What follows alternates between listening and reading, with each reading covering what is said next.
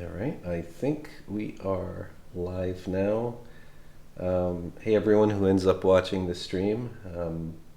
Sorry there was no advance notice for this stream, but you know, some things go unplanned.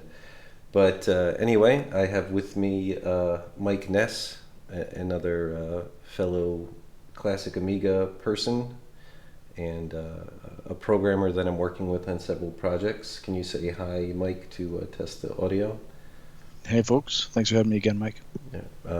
Thanks for being on it. It makes a big difference to live streams. It's really hard to talk into a void and pretend you're speaking with people. So it really makes a massive difference. So anyway, I don't have a really specific script, so to speak, for this stream. There were a few things I wanted to cover, so I'm just going to hop around fairly randomly. But I'm sure some kind of order will come naturally from what we're doing. But this here, so let me know when you can see on your end the stream popping out on the YouTube end, Mike, so that you can follow along on the screen that way, theoretically. Yep. So at least it is live. That's good that it confirms that. Yeah, it would be a shame if... Go ahead. ProMotion here. Yes, excellent. Okay. So, this is ProMotion NG, which is the pixel art program that I've been using for over a decade, from even a couple of years before I got into the industry as a professional pixel artist. And so I'm going to be using it in almost all of my streams. A little important side note or disclaimer, on Steam, my company publishes this program. We didn't create it, but you know, I don't endorse this program because I'm a publisher. We don't make a giant amount of money for publishing it on Steam, but I became the publisher of this program because I had already been using it for over a decade, and it's a program I really wouldn't want to do without for working before professionally in the industry, and now working on my personal projects. It really is among the best pixel art programs out there, and it really has a massive assortment of features, very specific to, like, if you really want to make very authentic retro pixel art, you can really set things up so that it helps you match the exact things like color depth, and there's even really specific things like a lot of the old consoles and computers. They had very specific rules for how many colors could be displayed in like a 4x4 or 8x8 or 16x16 pixel area, like basically tiles on the screen. And ProMotion has specific features for that, for matching exact color depth. And a really cool thing, it's funny, I was just about to request it yesterday, and then I got an email from the developer of ProMotion, and he specifically, out of the blue, just told me, oh, I'm working on improving the Amiga file format export from ProMotion. It can already export IFF images and animations, but it only does it in what would be AGA format, like 256 color, Right. out of like the full 16 million color range. So whenever I did something, like, I made sure I was using legitimate OCS and ECS colors, but when I saved it, it saved it out in AGA format, and then I would have to go into my emulated Amiga and run Brilliance, and then use Brilliance to make sure it's ported back down to OCS format, so that I could then use it in Amos. But luckily, that's going to be changing pretty soon, and they're working on adding full, like right out of ProMotion, you'll be able to soon export with the desired color depth and number of colors, so no conversion step will be needed, which will be just a great, you know, I mean, it's not bad now, but those extra couple minutes of having to go in and sort of reconvert your graphics once you're on the Amiga end.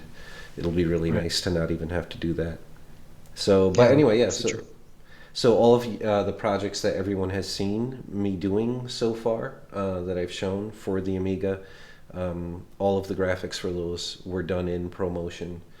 Um, so I'm going to, like I said, most of my streams will probably showcase ProMotion quite a bit, and yeah, keep an eye out for that. I also did talk to the developer, and at some point, once I have more subscribers, we're going to start doing things where we'll randomly pick one of the viewers to give a free Steam product key for a full version of ProMotion and things like that, which will be pretty cool. I'll probably do the same thing with Spriter as well in the near future, so something to look forward to.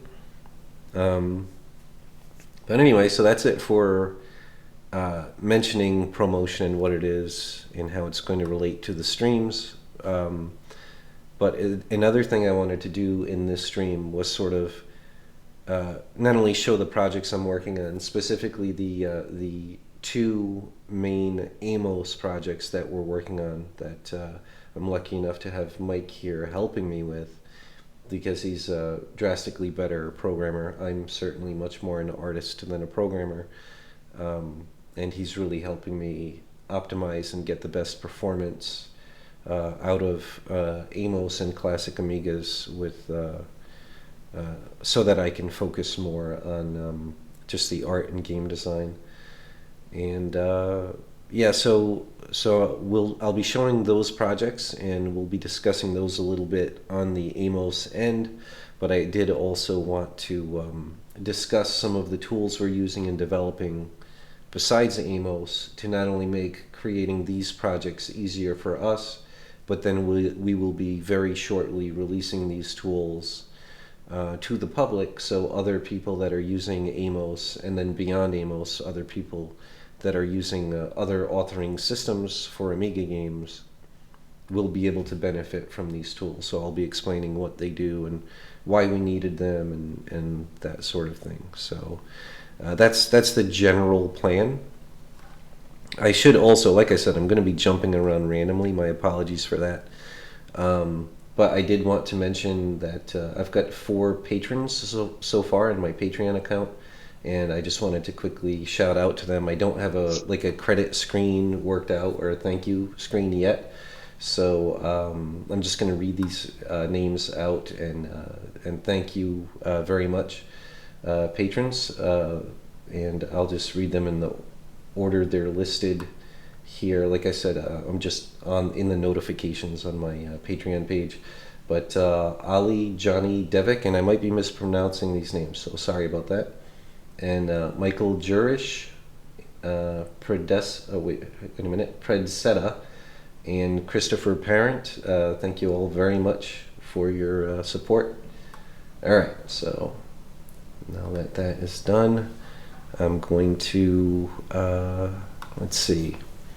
Should we dive right into Amos and load up the projects and get to this? Yeah, I guess I'll do this. I'll save this for last, and we'll just dive into the Amiga emulator here. Sounds good. All right. So we'll see. I'm loading it up now. I'll tell you when it's on my screen so we could judge how big of a... Okay, right now it says AmiKit and the screen is green. Let me know when you see that. I just want to see how much of a delay there is. The screen just turned green for me. Okay, and you see the AmiKit logo? Yes. All right, so it's not too bad. It's like 4 or 5 seconds, I think. All right, so I'm going to go into Amos Pro. And, oops, that's not what I wanted to do. There we go.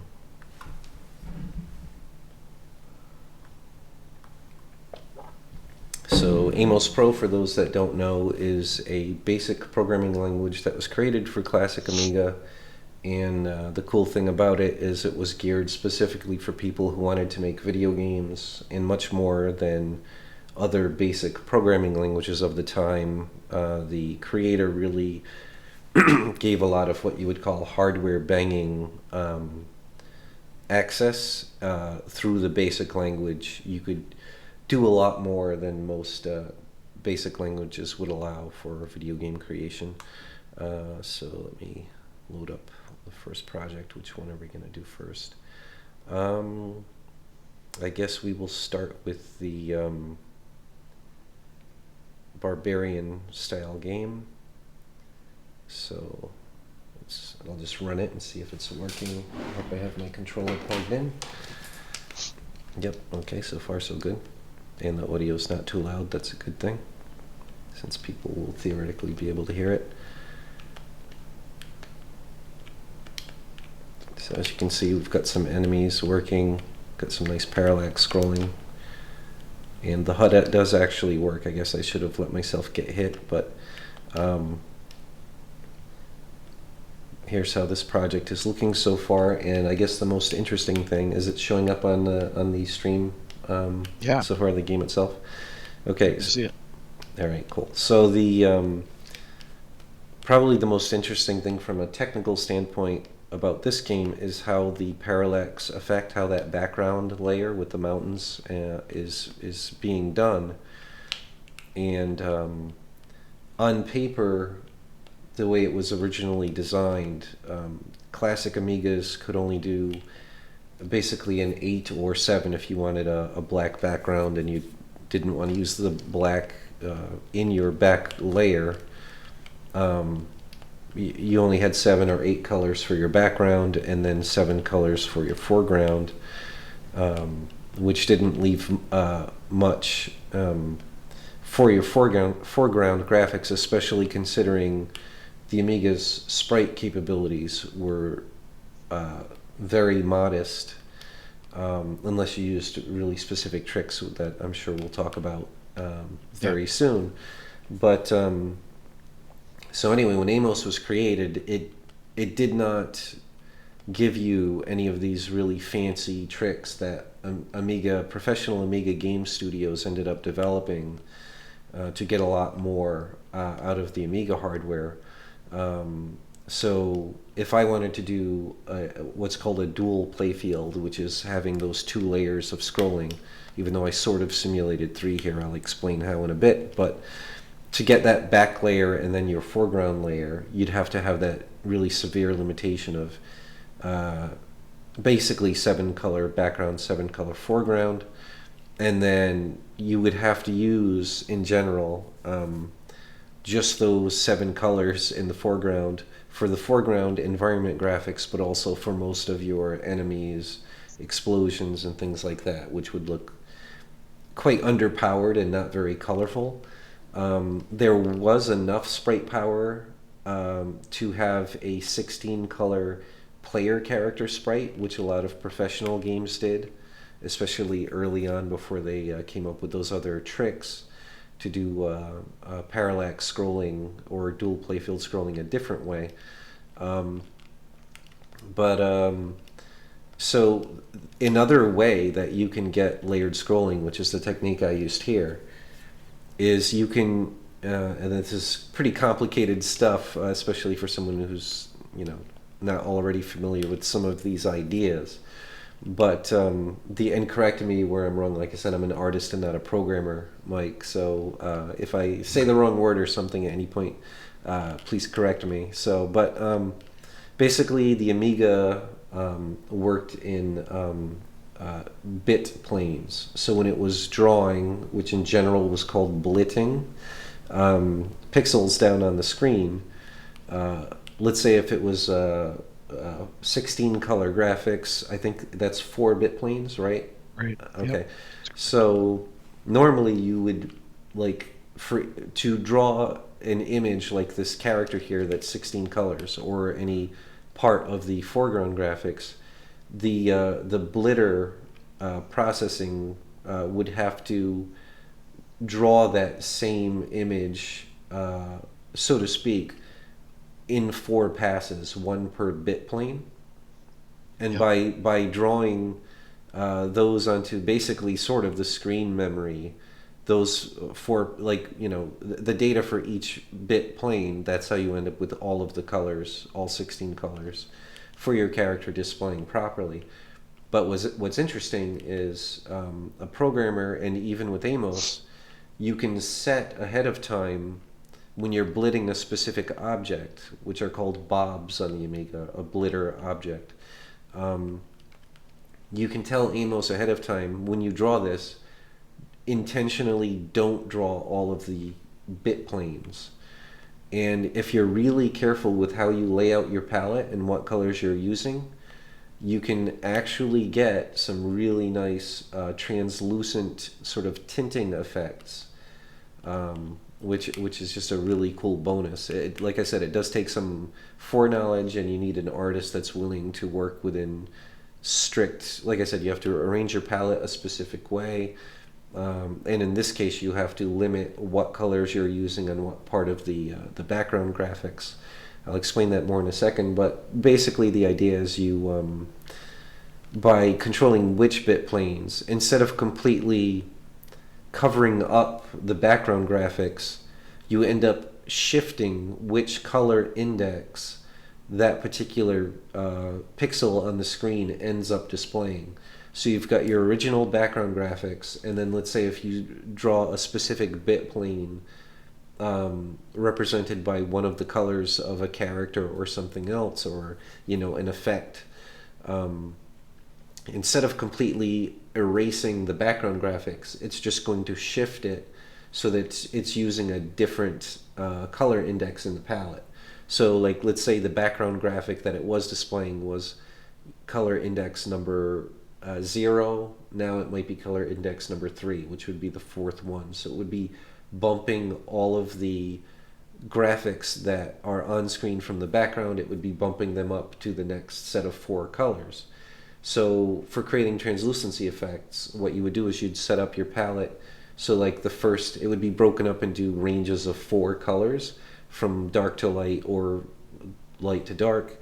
So maybe you'd have a range of like skin tones / brown, a range of reds, a range of blues, and so on. And then, so what you could do through careful setting of which bit plane is being drawn for these particular objects, you can have an object that, instead of just completely covering up the background graphics, it just tints the background graphics to be, like, so you'd have all the same shading as the background, but now it's all tinted red or blue or something like that. So it's a really nice effect. Actually, the Shmup project I'll be showing after this one actually puts use to that, so you can see that working in real time. But anyway, so the way I'm doing this background is another way you can use the same trick of blitting only a specific bit plane, is that whole background, it's actually a fairly small strip. As you can see, there's only a gradient for the sky. There's no actual cloud detail for the vast majority of the sky, and it's the same thing with the water after the trees, the tops of the trees. Then it's all just solid lines going across the whole screen, which actually isn't any graphics at all. It's just colors being changed with a coprocessor called the copper on the Amiga. So I'm actually just drawing 1-bit plane blit of a short image that goes across the width of the whole screen. And but I was very careful with which colors I'm using in that foreground image. I'm actually skipping every other color index. And the reason you have to do that is, if you use all of the colors in the background with the way I have which bit plane that the mountains are drawing, what am I trying to say? The mountains would cover up and look like transparent mountains on top of the foreground graphics. So what I'm doing is I'm blitting, first I'm drawing the foreground graphics, and then I'm slapping the mountain right on top of everything. But what's interesting is, because I'm only doing it with 1-bit plane, and the whole background is just one solid color, it creates the illusion that I'm not drawing into the foreground, I'm only drawing into that one background color. So like I said, this is really complicated to explain, but basically by using this trick of drawing only in one bit plane and by carefully skipping in my foreground graphics every other index, I can just do this really fast rectangular unmasked blit on this mountain strip and have it look like it's appearing behind everything instead of on top of everything. And then That's a pretty slick trick. yeah, so but there are two big drawbacks for this, which is why you really need either to be the programmer and the artist yourself, or be a programmer with an artist that's willing to understand and work with these strict limitations. So in that region, and you can see there's also some vertical scrolling parallax as well. So I needed to make sure in that region where the mountains might be drawing, I cannot use every other, so let's say every even color index, I can't use it. Only every odd. It might be vice versa, I don't remember. But so there's that limitation. And then obviously the other big limitation is your background graphics has to be designed to work with only two colors. And the reason that background looks more colorful, as I mentioned before, is it's using the copper. There's the word coprocessor. There's a trick in a lot of old consoles and computers where, let's say theoretically the device could only actually display 16 colors on the screen. From a technical standpoint, it was able to use this trick where graphics are drawn in things called scan lines. So really, really quickly, it's drawing the top row of pixels and then the next and the next and the next. And in that tiny fraction of a second where what is that called? It's like the vertical blanking gap, but basically like the laser in old TVs. Yeah, Was the electron beam. Yeah, the electron beam. Called it. Yeah, exactly. And the horizontal blank in this particular case, but yeah. Right. So, that's right. Yeah, it's the horizontal, not the vertical. Thank you. So, yeah, it's great having an actual programmer here to keep me on track. But so the point is, you could do this cool thing where while that little beam is off screen, getting ready to start drawing the next line, you could say, oh, by the way, that RGB value for this particular color index, now we're going to change those numbers. So even though, in a sense, the rest of the hardware thinks it's still displaying those same 16 colors and that same color, index 0, now index 0 has different RGB values, so the beam is drawing it as a different color. So when not limited by Amos, the classic Amiga with a strong programmer using C or assembly, they can change many colors per scan line, which obviously is fantastic for an artist and just to make a great looking game. But with Amos, you're limited to changing only one color per scan line.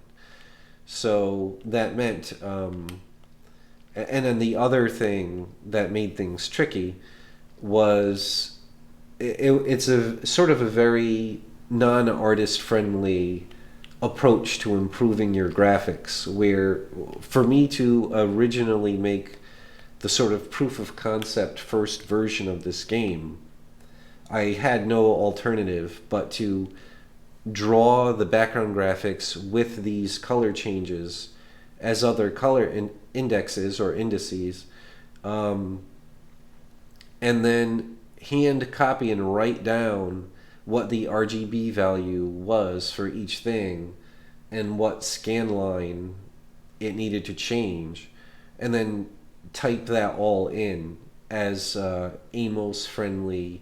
They're called rainbow commands, which I'll show you. Actually, I can show you right now. So we'll go back here and I'll actually use the search thing. See if this works. There we go. So here you can see it starts here with set rainbow. Oh, actually, these are the ones left over from the manual stuff, but there's a giant rainbow command for the majority, I think further down. Sorry about the fast scrolling, anyone, if there's anyone that gets motion sickness. Let's see here. Here it is. So this, the first time I did it, I had to do it all by hand, and it was a lot of, just very tedious work. And because this is typically so tedious, the vast majority of people before me that put use to the rainbow command for Amos games, they just relied on sort of a loop that just created often a pretty gaudy, just a rainbow gradient. So it adds more color to the screen, but most of the time you didn't have an artist very carefully changing the color to a very specific value per scan line, because it takes a giant amount of work. So one of the tools that we recently created, now which we'll be releasing to the rest of the Amos community very soon. I may have already done it and not remember, but I don't think so. I planned on making it a little more user-friendly with like a graphic user interface. But the idea is, what this tool does, now an artist can just make that mock-up graphic with the color changing as it needs to change using different indices, and then you load it into this program that I call Rainbow Ripper, which was made in Amos, and you tell it what image to load, and it'll load that image in as a guide, and it will automatically generate all of this code for you and save it out as an ASCII text file, and then you can just load it right into your program. So now the artist has full control in the art program they're already comfortable using, controlling exactly what that color index changes per scan line if they want to, and then all of the tedious stuff is now gone. It just happens automatically for you. So it really just, it takes this feature that already existed in Amos and that the Amiga is already capable of, and it makes it just far easier to use, and it makes it easier for people to put much better, more careful use to, if that makes sense.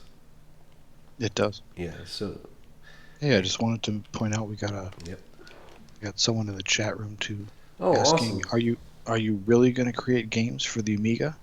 Yes, I sure am. In fact, I cannot speak of this project in detail yet, but I have teamed up as of several months ago, teamed up with a very experienced team of classic Amiga game developers who have, over the past several years, developed several new finished Amiga games and published them.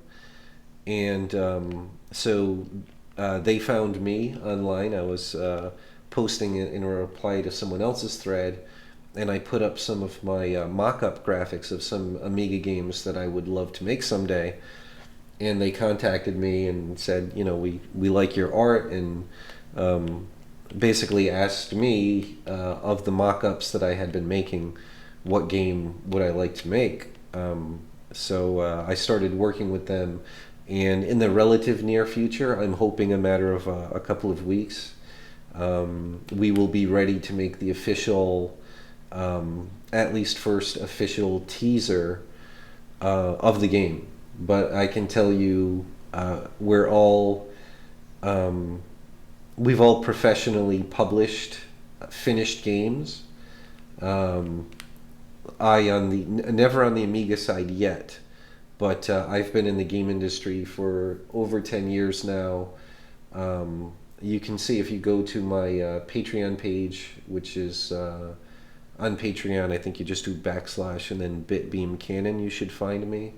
I should put the link in the title description, but I'm a complete boomer, as the young kids say these days. But I'm still getting used to all this stuff, which is why I didn't respond. Sorry, viewer, I didn't see you there. But so the project is going extremely well. It's already perfectly playable. It is not feature complete, But as a functioning game engine, it is doing really well. It's running extremely well on any classic OCS or ECS Amiga. The only limit, like we're really going for arcade and console quality. So it requires, what is that, the 512K expansion that most Amiga 500s these days would have, or even back in the day. Does that make sense? Right. So I guess a meg total RAM. How is that broken? Is that broken? Like typically, it's like a fast RAM versus.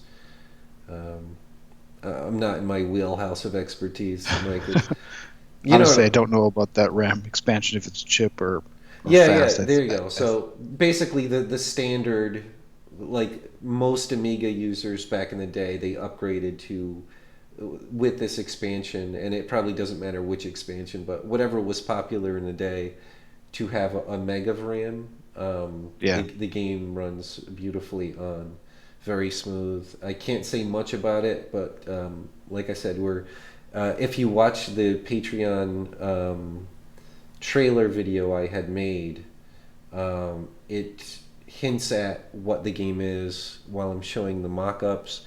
And if you become a Patreon backer of any tier, then you'll be able to see the thank you video, which at the very end of it, Patreon backers are the only people who get to see actual footage of the game running. And thanks, viewer, for the great question and for tuning in. And I'm sorry it took me a while to notice that you were there. Thank you, Mike, for pointing it out to me. No problem, man. It's definitely happening. So there's one being done by a small team that's very experienced and has a great track record of finishing what they start, and making classic Amiga games has been a dream of mine since early adolescence. So it's definitely something that I've never abandoned, and I've always come closer to. And I had started these Amos projects because that was sort of a flake-proof way. This concept that you'll hear me talk a lot about soon, flake-proofing your projects, is really, really important for independent game developing. So it's always good to make sure you're working on a project, figure out how you can break your project into tiers or steps that are each their own reward and each working toward a greater and greater likelihood of a finished product, but also making sure that every step along the way there's actually some reward for that development so far. And I mean beyond just you've learned and you've developed your skills. I mean you're like, for example, I just mentioned this tool called Rainbow Ripper I made. This is helpful for me for every other level of this game that I make, and obviously any other future game project, but I'm also making it available to the rest of the Amiga and retro game community so that they can also take advantage of this tool to make creating their projects easier and faster and have a better end result. And so anyway, the point is, so these projects I'm going to keep going, but I'm going to make sort of quasi-communal with the rest of the Amiga community and any retro developers that end up finding the Amiga and Amos. Not only these tools like Rainbow Ripper, but as soon as is useful, we'll be making the full game engines for these games available for anyone to use. And I'm actually later today going to be releasing these very versions that you're looking at like as sort of early access for Patreon users. Just be warned, Mike already went through and optimized this particular game, so it's running actually on a real Amiga 500 now, nice and smoothly. But the other game project I'm about to show you, we had it running nicely on an Amiga 500, and then I changed graphics and added a lot of really sloppy artist code to get some new features to work. So it's no longer running smoothly in an A500, and I need to get Mike's help to go through, and we're going to talk about optimizations in a short while, unless I keep blabbing so long that Mike has to go to bed.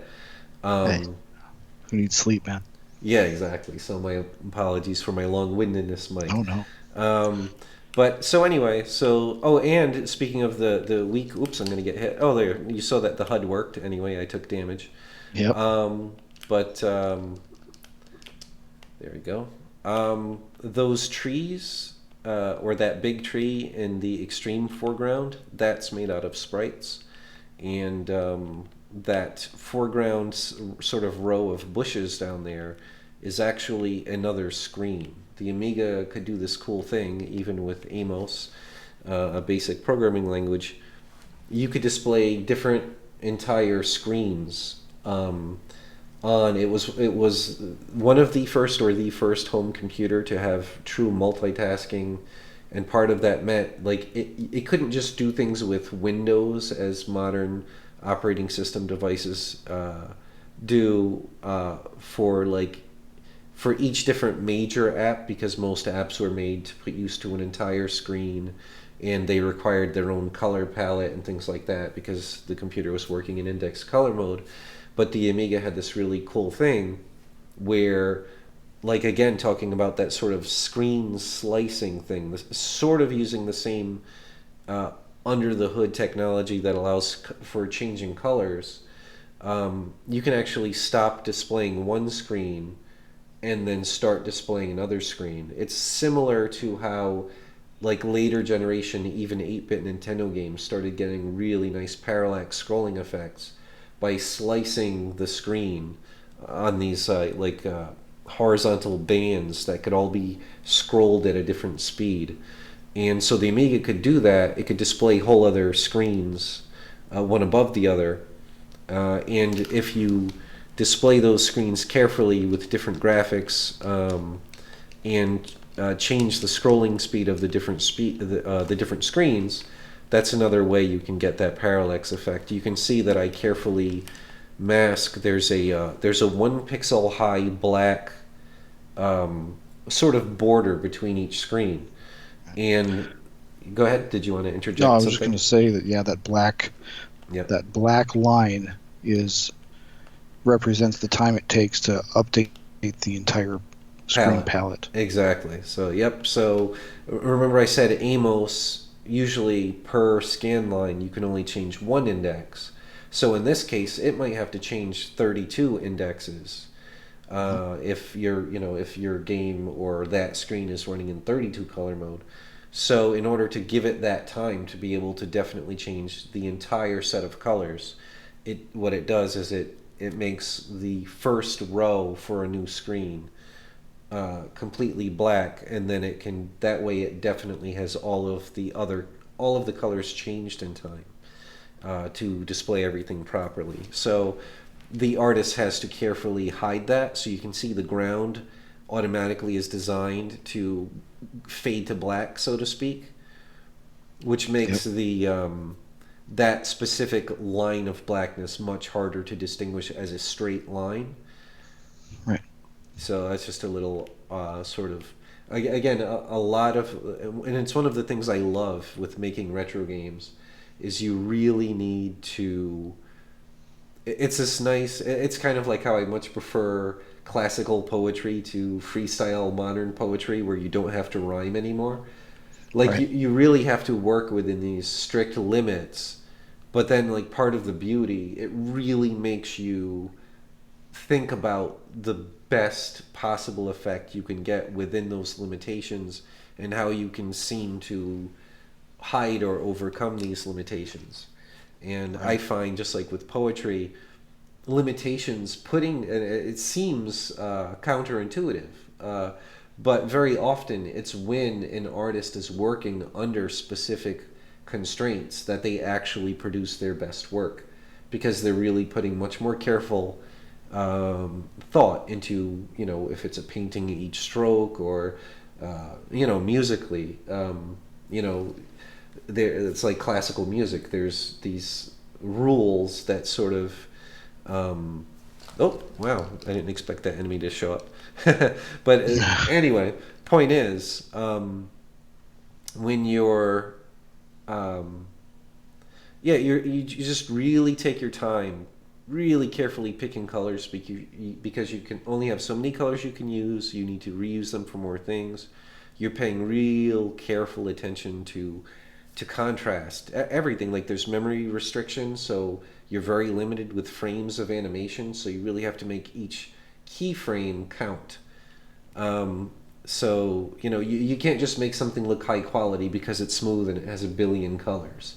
You have to make Right. every last of those tiny amount of frames and few amount of colors you have to work with.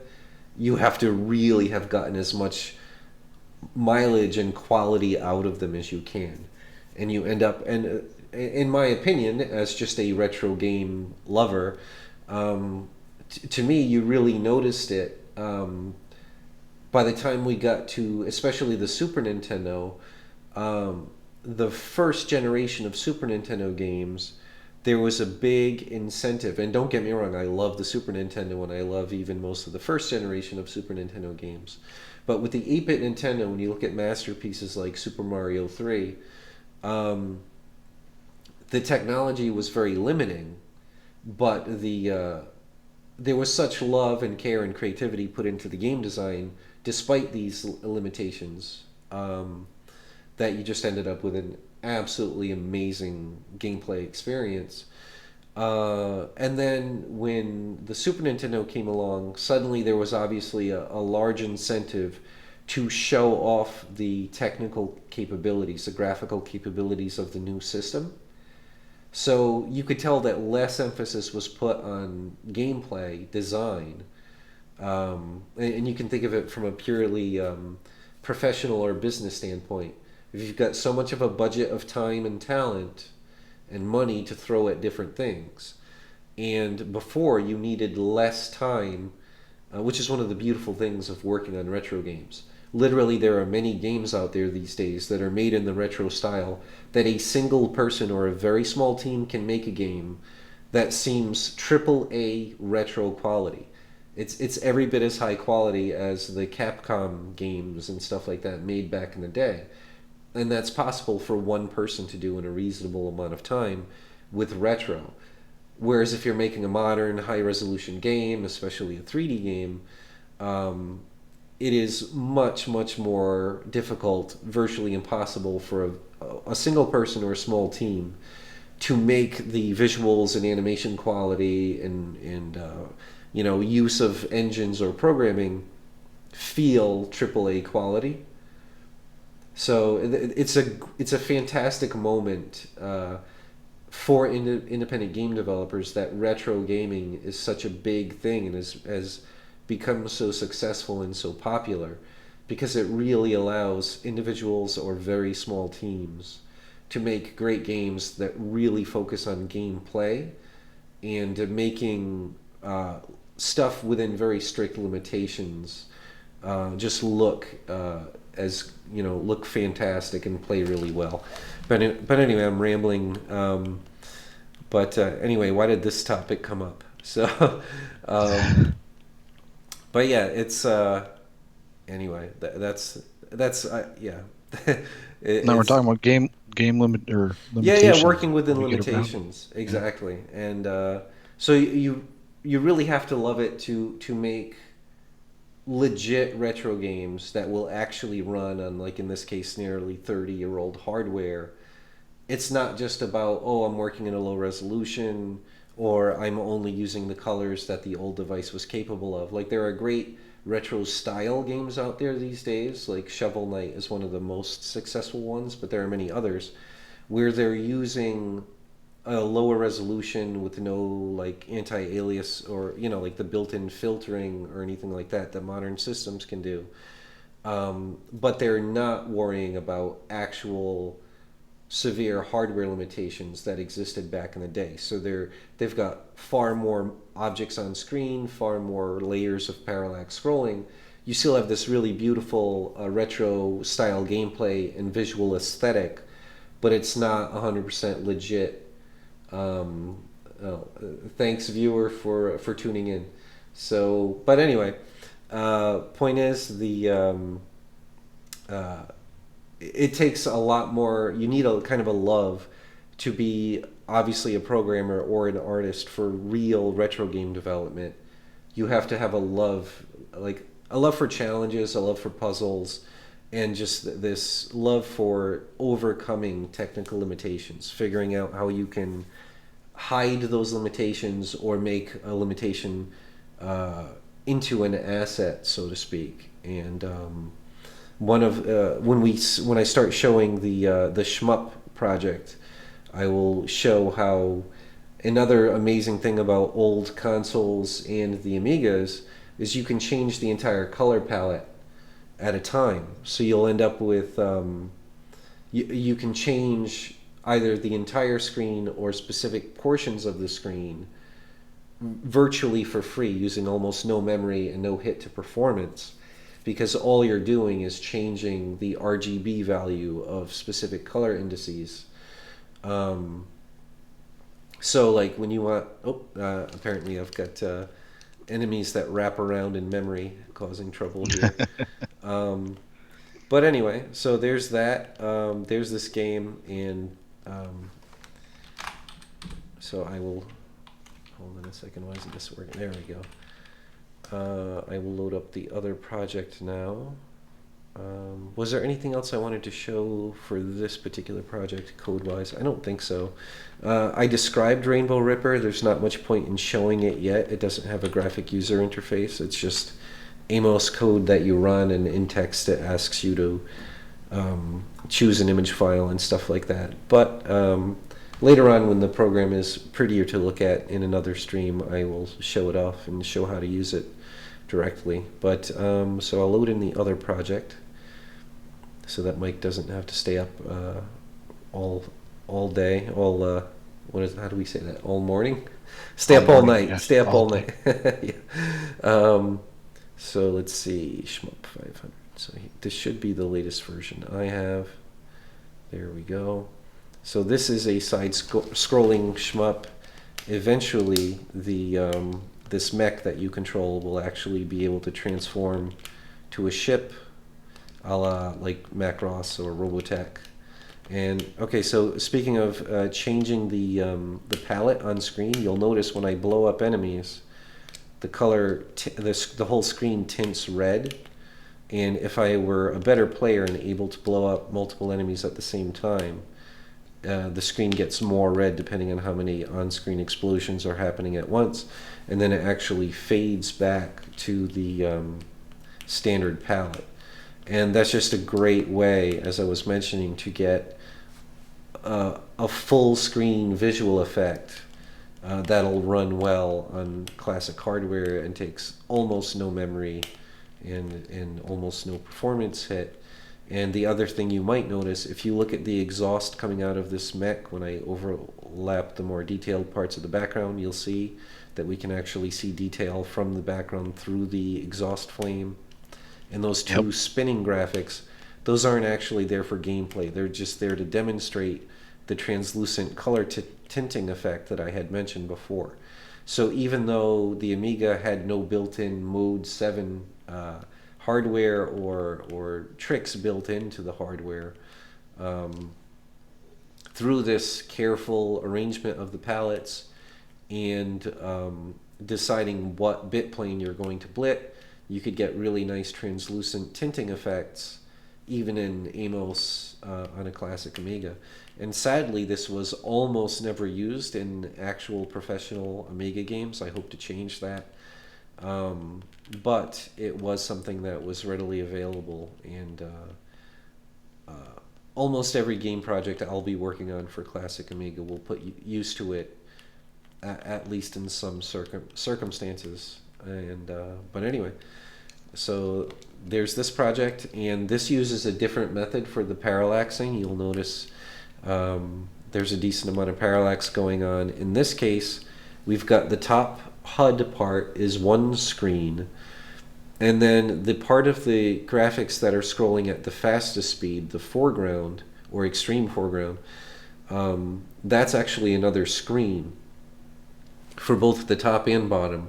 And then we've got another screen that overlaps it in the middle, which is actually the playable area.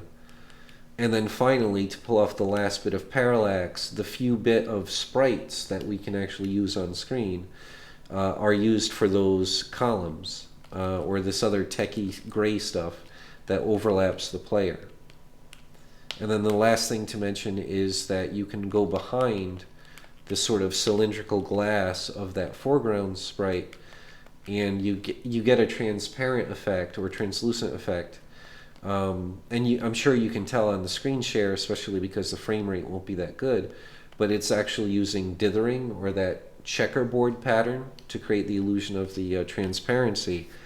But back in the day, people had CRT monitors or TV screens, which were inherently blurry.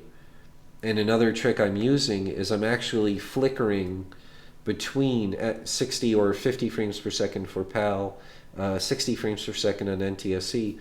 I'm changing between two frames that alternate that checkerboard pattern of transparent pixels. So on a CRT monitor or old-fashioned TV, that translucent effect would be nearly 100% convincing. You wouldn't be able to notice that was dithering. It would just look like a nice solid it seems oxymoronic, but solid translucent effect. You wouldn't be able to notice the transparent checkerboard pattern letting you see the objects in the background beneath. So it's funny how YouTube is showing this for me anyway right now. It almost looks like the old school CRT. Nice. I mean, I can tell that there's a checkerboard pattern, but it does remind me of the old effect. Yeah. So anyway, so that's how this project is going, and so as you can say, I'm doing this stuff on my own, and I shouldn't say that. I started these two, mocking them up on my own, but I'm getting fantastic help from Mike Ness here, and I'll certainly be making much faster progress and with a much better end result thanks to his help. But as you can see, these projects are going, and this is on top of working on the other project that's not in Amos, that's being done in C and or a combination of C and assembly, and it's that project is going at a much faster rate of progress than these two projects are. So and then the other really cool thing, as I started mentioning, is all of these projects will end up, especially these two Amos projects, sooner rather than later. They will end up out there for the community to take a look at and to use if they want to start branching off and copying the code to make their own game. Anyone who does this, you do not have permission to use my graphics or the final sound effects or anything we end up using. But so long as you replace all of the art side of things, you can even professionally release and publish a game you make using the same engine. So again, like, it's not only been a dream of mine to make really console and arcade quality games for the Amiga, but to also help as much as possible others do the same. And I really want to make the Amiga as attractive as possible to, like, sort of fresh blood creative people who are excited about making retro games. There's no reason why we can't make the Amiga as a retro platform extremely appealing to people that want to make a truly legit retro game, especially if we make entire engines and tool sets available to them that make it even easier for them to make a retro style game than it would be to start from scratch and develop on a more modern platform or something like that. So that's definitely something I want to help make a reality as much as possible, and just excite new people, new game creators to create games that not only can they make and market through sort of emulation wrappers, so to speak, that they can publish for modern PCs and even Xbox and stuff like that, and put on Steam, but they could have the bragging rights that, hey, by the way, this game isn't just retro style, it actually can run in 30-year-old computers. which is pretty cool, Yeah, bragging rights. that is pretty cool. So anyway, so that's yeah, those are my motivations. These games will get made, and the other thing is, like I said, keep in mind, uh, I'm making this as flake proof as possible, so that if you support us, our projects, or support me on my Patreon, I'm making sure that you're getting value every step of the way as much as possible. Hopefully these live streams are entertaining to people. And then there's the tools that I'll be developing and releasing every step of the way, entire game engines as they develop, and then once they're done. And then the same thing with, eventually finished games. Patreon backers will get early access to actually playable versions of the games even before they're done. So, it's all about offering as much value as possible. I want to eliminate the risk of vaporware, which has plagued the Amiga community for a long time. A lot of us are jaded from the decades of promises not kept. So, yeah, so it's really important to me as a fellow jaded Amiga community person to let people know that not only has this been a lifelong passion, but it's going really well. I'm working with people with a proven track record. Not to brag, but I've got a proven track record of finished products. Like I said, I was the lead artist on something like somewhere between 10 or 15 published professional games, from everyone from like Glue Mobile and Gameloft to Sega and Way Forward. Is that what the yeah? I was one of the main character animators for Thor: God of Thunder for the Nintendo DS. Many other like major name brand games. So I know how to stick something through to the end, and I was always appreciated on the teams that I was the artist on for really being a very proactive troubleshooter, staying on schedule, and making sure that we finished a product and that it was the highest possible quality within the time frame of creating it. So yeah, I take these things seriously. Right now, I have to do all of this stuff, and I've made a really good amount of progress with these projects and the one I can't share yet with that fantastic team. We've made excellent progress in just a few months, and currently I have to do this on top of my day job, so to speak, doing the critical stuff for the business. That I do all of the maintenance and like PR and customer relation stuff with, which is more than a full-time job already. So what I hope to do with my Patreon and other ways of hopefully starting to make some secondary income for this, the more support we get, the more income we have coming in, the more hours per day or week or month that I can spend on these projects. And I would love to make this my full-time job. So anyway, but like I said, we're making fantastic progress, and I think the entire Amiga community and retro game lovers in general will be really excited with the game that we're working on. And it's like I said, we are not just shooting for, this will be the best Amiga game of this genre. We completely skipped that mode of thinking, and we want it to be the best or among the best games of the 16-bit era of this entire genre. And we hope, I'm sure that sounds very braggadocious and it gets your expectations very high, but that's what we're shooting for, to make sure we get the highest quality possible. And I am so thrilled that this team introduced themselves to me, and both this artist that I'm working with and this programmer are just, they're every bit as passionate as I am about just making sure that every aspect, no matter how seemingly small of this game, is as polished as possible and performs as well as possible on the real hardware. So, and again, like it's not just about making some of the best looking games on the Amiga played terribly.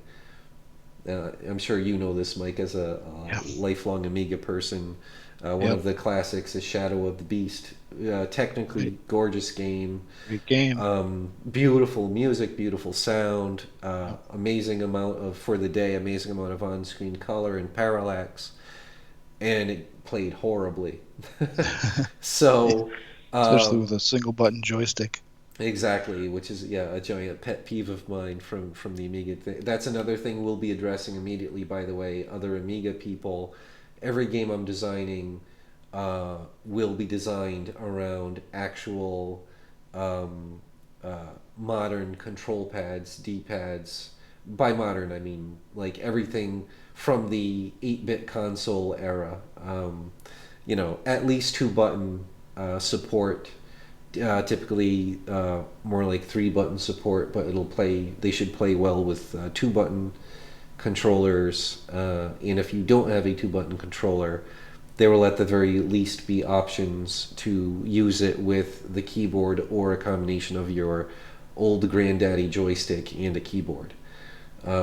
So it'll work with anything you have, but the best play experience will be actually. And I already started talking to people about coming up with a really feasible and cost effective solution to get finally this is ridiculous, but Yeah. get a legitimate and cost effective solution for actual Amiga hardware owners to have a nice 16-bit era style either arcade stick, which there's already options out there, or just a nice simple, not too expensive gamepad that looks and feels really comfortable and works well on any classic Amiga system. And so, yeah, that is the like I said, like I grew up as a console and arcade game player who loved the Amiga and was always, from day one, incredibly frustrated with the fact that the hardware itself had so much potential to make arcade and console quality games, and then several problems from the business side, and that, like, to me, one of the everyone we all talk about all of these very specific bad business decisions that doomed the Amiga, um, and also doomed its eventual games library. But one of the things people don't talk about enough is one of the giant problems was the lack of an official, affordable multi-button game controller for the longest time. And then Right. even when it finally came out, it was only marketed and packaged with the CD32, which officially didn't even make it into the U.S. market, as far as I recall. And it was far too little, far too late. And even then, the default controller it came with, from a console player's point of view, was terrible. The D-pad was on a silly angle, was incredibly spongy and not accurate for any kind of like arcade style game that requires great accuracy, like fighting games and stuff like that, which were obviously extremely popular at the time, like Street Fighter style games. Right. And so anyway, yeah, I'm definitely very passionate about finally fixing that problem too. The goal, and it's been a lifelong dream of mine, is making as big and as high quality of a legitimately console and arcade quality game library as possible on the classic Amigas, OCS and ECS. And I'm really thrilled and really excited that that's becoming a reality, especially with this team I'm working on. Though that game, and that's just the first that we'll be doing, so long as it's decently successful, and we have realistic expectations for what that means for making a modern Amiga game. But keep in mind, the really cool thing is we will be um, making the game as Amiga lovers and making the game actually run on classic Amiga hardware, but we are not limiting the sales of the game to that community. For far too long, the Amiga community and Amiga game makers have been thinking in this way of being a relatively small fish in a very small pond. And retro games are so popular now. If you make a truly high quality game that transcends the platform, it's just a really legit, great looking 16-bit or even 8-bit style game, and it plays really well with the right marketing, there is no reason that the game cannot compete with other retro style games out there on the market. So, and that's a really cool thing with the emulation technology now for the Amiga. You have a combination of open source, superb quality emulation combined with the fact that now that there's the open source alternative to the official ROMs, so now you can legally you could wrap an Amiga made game in this emulation package so that modern customers who might know nothing about the Amiga and certainly don't have classic Amiga hardware, they'd actually be able to go on Steam and find this game that you made that runs on a real Amiga, but they could buy the emulated version that plays fine on their modern PC or Mac or Linux computer, or like I said, quite possibly even stuff like Xbox One. So that's another way that, like, if we make an Amiga game and we make it, so think of it this way: instead of making, a great game that only this relatively small Amiga community, this sadly ever shrinking Amiga community and ever aging Amiga community is going to enjoy, we can think of ourselves as sort of emissaries or advocates for the Amiga, where we just put this fantastic retro style game out there and as bragging rights say, oh, by the way, this game is legit retro. It actually runs on 30-year-old computers called the Amiga. Here's more information. Check it out.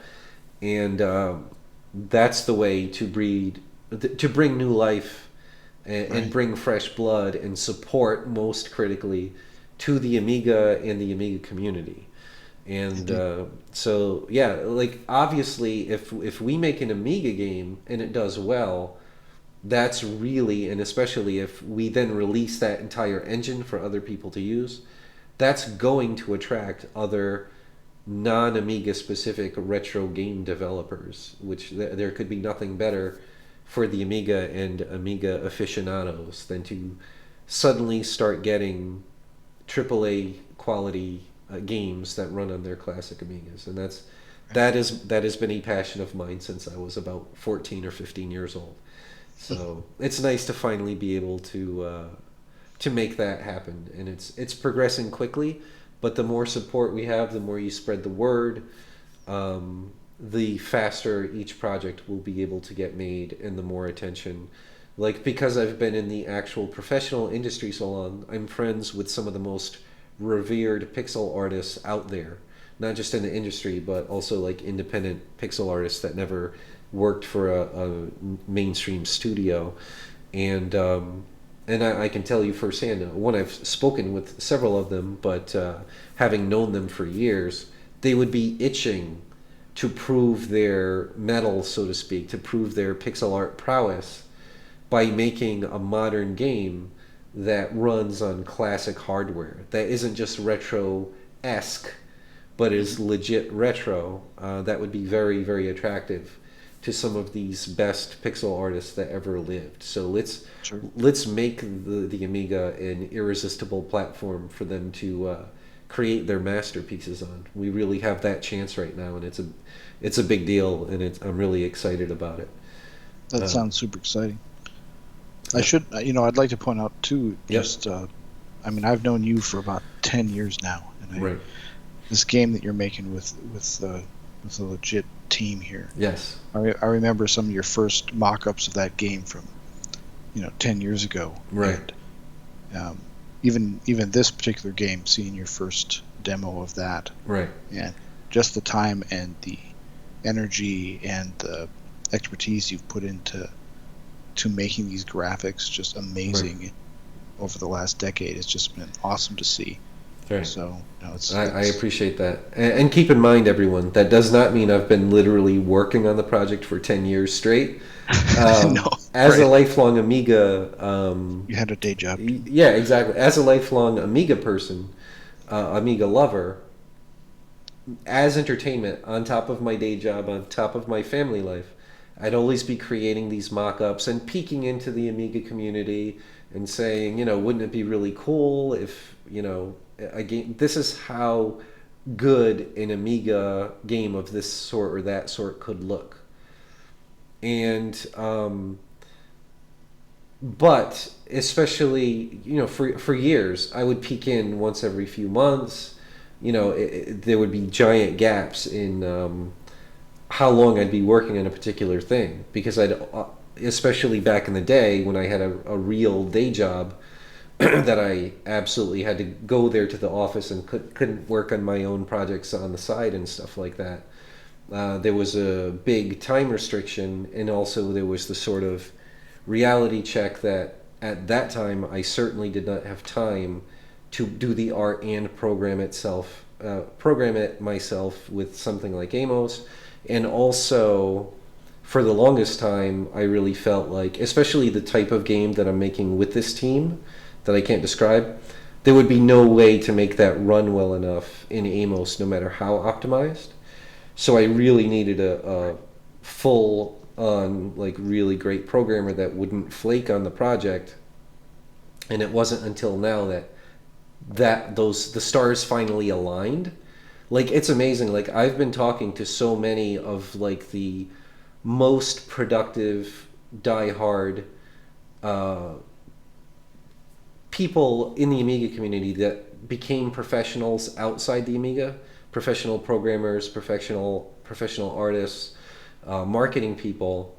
We're all coming back right now to make some really exciting things happen to the Amiga community, and we need to build on this. We need to coordinate with each other, which I'm putting these communications out there as much as possible to make this happen. But I can tell you, I've been talking kind of secretly behind the scenes with several people that are really key players in the Amiga community, and really cool stuff is happening. That's all coming together around really creating a sort of renaissance in classic Amiga interest and development of new products, and both on the software and the hardware side. And it's just really exciting, and something that's been a long time coming. But the point is, it takes time for these stars to align, and although it's been a passion my whole life and something I never abandoned, it is now that I can and have the will to really put as much time as possible. Now everything is aligned. Now I've got the perfect people helping me. There's the interest in it. And now, like I said, the emulation technology makes this viable as an investment. Right? Now it's not, I don't know if I'll make any money. There will definitely be some amount of money. It's just a matter of how much. And now there are things like Patreon and eventual potential GoFundMes and stuff like that. And now there's viral marketing. That's another really important aspect. Social media, luckily for me, that's another thing that luckily I inadvertently bring with me to this, is I'm good friends with a lot of people in specifically the indie and retro game development scene that I don't want to name drop right now, but it's I'll cash in that card when it's time to do the marketing. But the point is, when you can send a tweet or an Instagram and at someone that's got tens of thousands or more followers that are all specifically diehard retro game fans and pixel artist fans and things like that, that drastically increases your odds of selling copies of your game beyond just the diehard Amiga community. So it's Yep. all of these things are converging at the same time. Now the emulation and the open source emulation and ROMs exist, um, and all the right people are coming together and taking much higher quality projects seriously, whereas before the vast majority of new things that were being developed for the Amiga were done by people that did not have the professional training or skill level and were doing it just out of pure love for the system and stuff like that. But the end result was not going to be AAA quality games that would be interesting to people outside of the Amiga community. So the cool thing is that's changing, and I want to help that change as much as possible and want to help those people that are not professionally trained. That's another thing I'm going to be doing in a lot of my live streams, is inviting people that have made or are making their own Amiga game projects and give them free art advice and free art help to make their game as high quality as possible while they're working on it as well.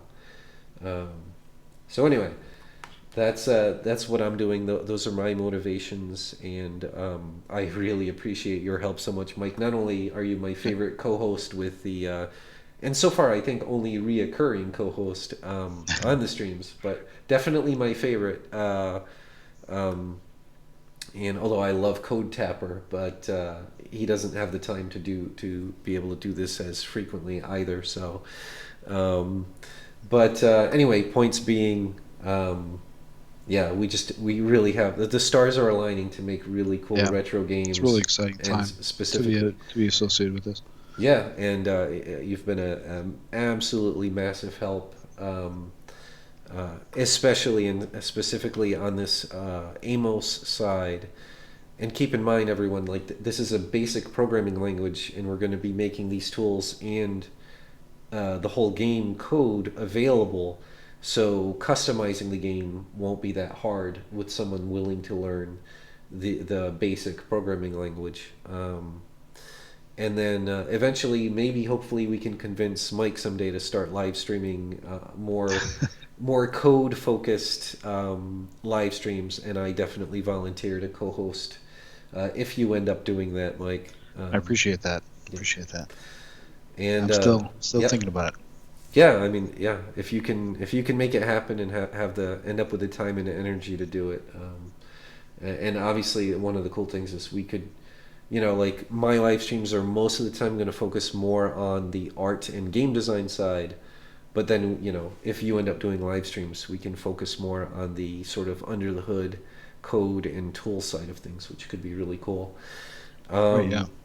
And especially if we end up attracting a lot of non-Amiga people who need sort of a crash course, so to speak, on how to get up and running with an Amiga emulation with the required development stuff. Sure. Anyway, so that's... I don't want to keep you up forever. I realize it's getting really late where you are, so... No, I'm good, man. Okay, awesome. So, I did mention quickly... Caffeinated now. Awesome. I did quickly briefly mention the palette trick of palette fading. So the second tool that we're introducing that is useful immediately for the Amos community, but this tool could certainly be reinterpreted to be used for any development where you want on the fly palette changing for a game, changing the color scheme on your screen and fading it and stuff.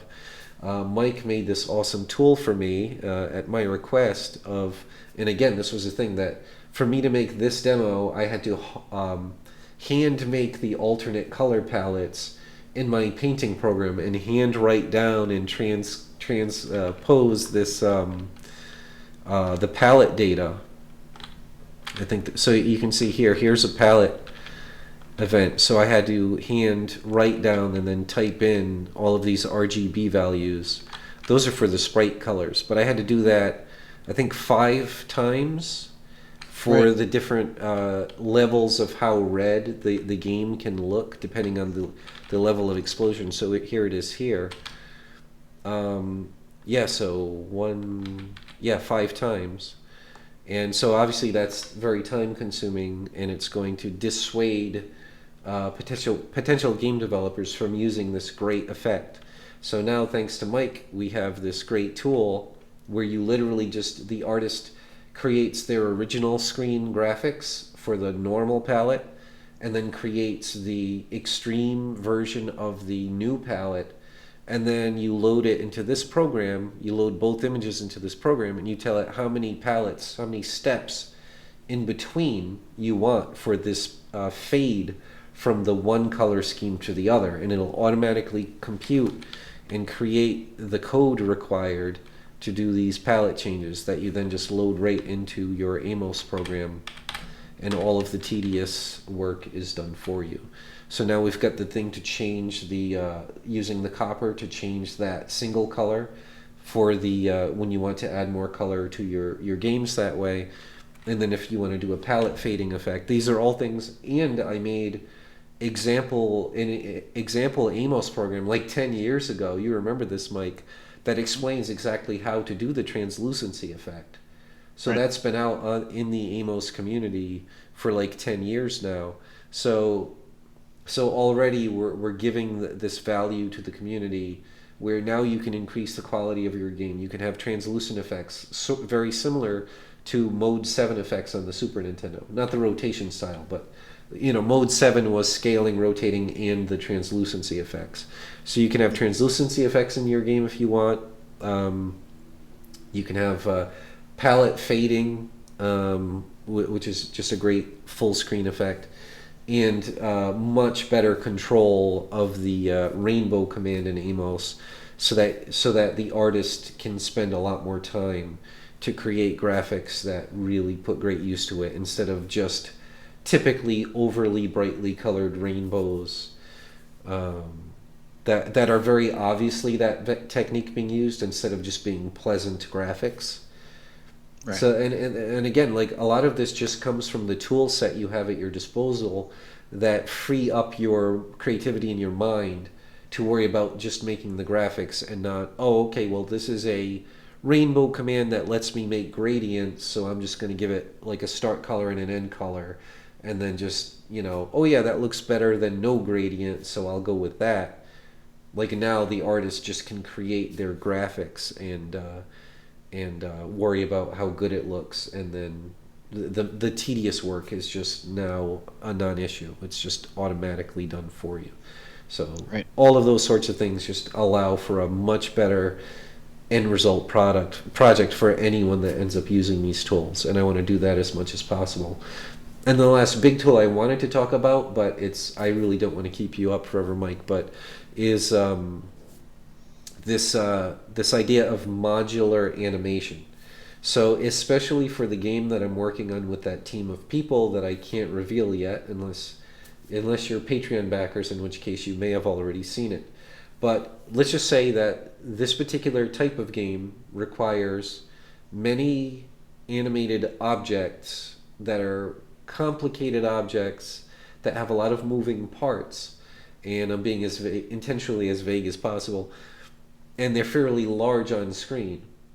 And the only way to get that working on a classic Amiga with a decent performance, to fit in memory, and to have a nice frame rate is to use a technique called modular animation, which has been known about forever, and it was used to a small degree in, I believe they used it in Sword of Sodin in some form or fashion to get the large animated characters on screen.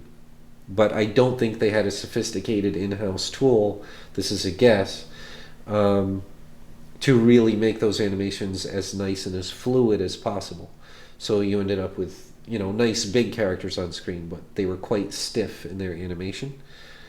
Yep. So with a good tool, an artist can use modular animation techniques, and the whole idea is, like, let's say we'll use Sword of Sodin as an example, where you have a big character that you need to animate, and there's no way you can fit full frame, full body frames for all of your animations for the character. So what you do is you break up your character into different body parts, like the head, the chest, the upper legs, upper arms, lower arms, and then you're reusing those graphics as much as possible, just changing their relative position an even Z order or swapping out images. So you might have an arm on one angle and then an arm image on another angle. So you can literally switch which arm, like forearm image you're using for that particular frame. So you're not just moving positions around, you're changing images when you need to drastically change something in perspective or rotate it on an axis. You just swap what image it's using. And if you do this well, you can use a tiny fraction of the animation, of the memory that you would be using for full frame animation, and you can get drastically smoother animations. You don't have to have that stiffness side effect, because you can fit drastically more frames in memory. So now you can have the same number of moves in case of a character with a game with humanoid characters. You can have much smoother animations for the same number of moves. So that technology was really necessary. And again, going back probably 10 years, I had created a modular animation tool specifically for pixel art style games that runs on PCs. It was actually the prototype for the program that is now a professional animation program on the market for just independent game developers in general or game studios, called Spriter. This was the prototype for that, which was specifically designed for pixel art animation. And so long story short, we're using that tool I made all those years ago to develop this Amiga game. And as soon as possible, I want to work with these and other programmers to make this technique and this software, like I've already made the software available to the Amiga community. I'm inventing words.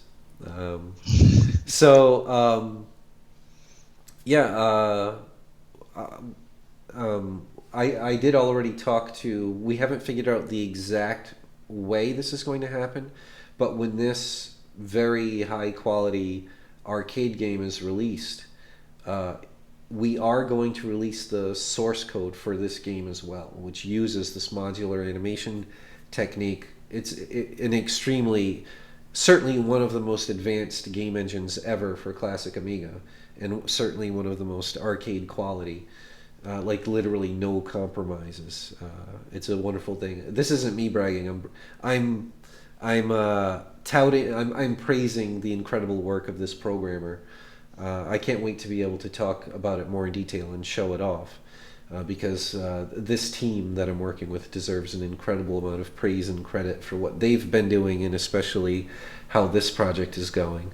But so the whole engine will be available to anyone that wants to use it, which I hope will make developing for Amiga attractive to whole new developers that may not have ever heard of the Amiga before, as well as empowering lifelong Amiga people like myself.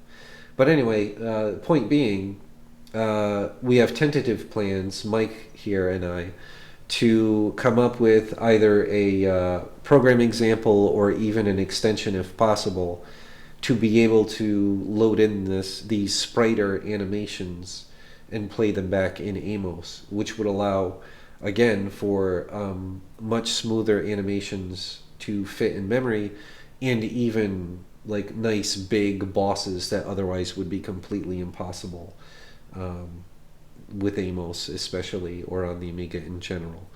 So that's the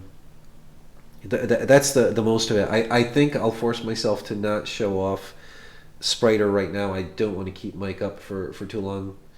You can keep going, man. I'm Yeah. good for probably another hour. So. Oh wow, cool. Well, in that case, then I will, and hopefully this will be an entertaining stream for other people who end up watching after its initial live broadcast. But so I'm going to close out. Let me see, was there anything else I wanted to show about this particular? No, not right now. We might go back to it if we have time. I did want to discuss a little bit with you some of the like most important basic optimization ideas for someone working in Amos to keep in mind. So hopefully we'll be able to get back to that. If not, certainly in another stream someday. Okay. All right, so quit out of there. Back to the modern PC, and I think I still have ProMotion running. So there we go. So now I am going to show you how this works. So this is a mock-up from the Shadow of the Gods game demo that I had been working on, that you viewers may have seen in my Patreon trailer video. And so this was just an enemy mock-up for that game, and it's just a single image. So the first thing I would need to do is break it up into body parts so I can start to use the modular animation method. So what I can do is, first I'm just going to make the working area. Right now it's completely cropped. I'm going to enlarge the frame resize, and then we'll just make it a standard Amiga. I'm American, so NTSA, oops, I've got to turn off maintain aspect ratio. So 320 by 200, and then we're going to use reposition. So now I don't stretch the graphics, but now we have, hold on a second.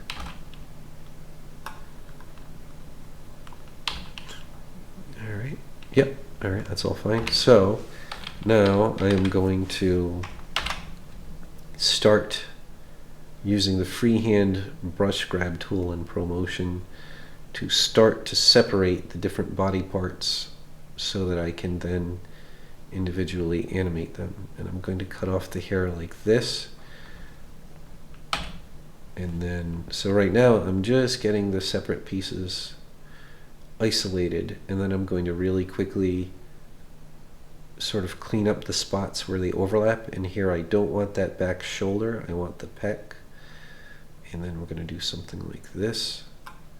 So there's his chest or torso. Then we're going to make his pelvis a separate. How's the stream going, by the way? Is it keeping up with everything? Yeah, it's probably about 5 seconds behind still. Okay, great. And the frame rate is tolerably smooth? Yeah. Awesome. Smooth. Very excellent. All right, and I will just do the full arms for this idle pose. We don't need to break it up. I don't want to take too much time. This is just a general sort of tech demo of how you use, this modular animation tool. And because I will be trying to show it off in screen sharing, I'm sure it'll crash at some point, but disclaimer, it is not a perfect tool. It's something I made, and I am not a programmer. It's something I programmed over the course of like a year on top of my day job. But it's sort of an interesting story. The sort of backstory to that is, like I said, like modular animation was a very known technique within the industry, and every major game studio going back to the 8 or 16-bit days had proprietary secret in-house tools to make modular animation, but there was no tool readily available to the public. And so all these decades pass, and like I always wanted to be a game developer, and I knew modular animation would be a massive benefit for the games, especially retro style games I wanted to make, but no tool was available. And by this time I was working professionally in the industry, and we had in-house tools in the studios we were working in, and independent game developing was starting to get huge, and it frustrated me so much that no tool was available to the public to do this. And I literally spent several years trying to convince actual programmers, professional or otherwise, how beneficial it would be to create a modular animation tool and, you know, sell it to the public, that it would be profitable and it would be this great thing. But amazingly, any of the programmers I spoke to, they either were not a professional game developer, or so they did not really understand why a modular animation tool would be so useful, or they were a professional programmer and they had signed non-disclosure agreements with the studios they were working with, so they were terrified that if the tool were even remotely similar to the in-house tools, that they could lose their day job or get sued for releasing such a tool. So I spent years trying to find and convince real programmers to make the tool, and eventually, after all those years of trying, it was certainly 2 or 3 years at the minimum, I realized in order to make this happen, I literally needed to program it myself, if at the very least to just prove why it was useful, because to people that did not experience it firsthand, it was a hard sell. They couldn't really grasp why it was that big of a deal. And it might seem like crazy these days when everyone takes it for granted, but I'm very proud, and it was a lot of hard work to make modular animation something that everybody takes for granted now. Like most indie developers now, they already know what modular animation is. They take it for granted. Now there's so many competing products, unfortunately for me, out on the market that came after. But it was our first my prototype, which was an absolute failure from a commercial standpoint. I think literally I sold like maybe 5 or 6 copies over its entire life. Yeah. But it was enough to convince a much better programmer than myself that this kind of tool needs to exist for the market, and that there was a market for it.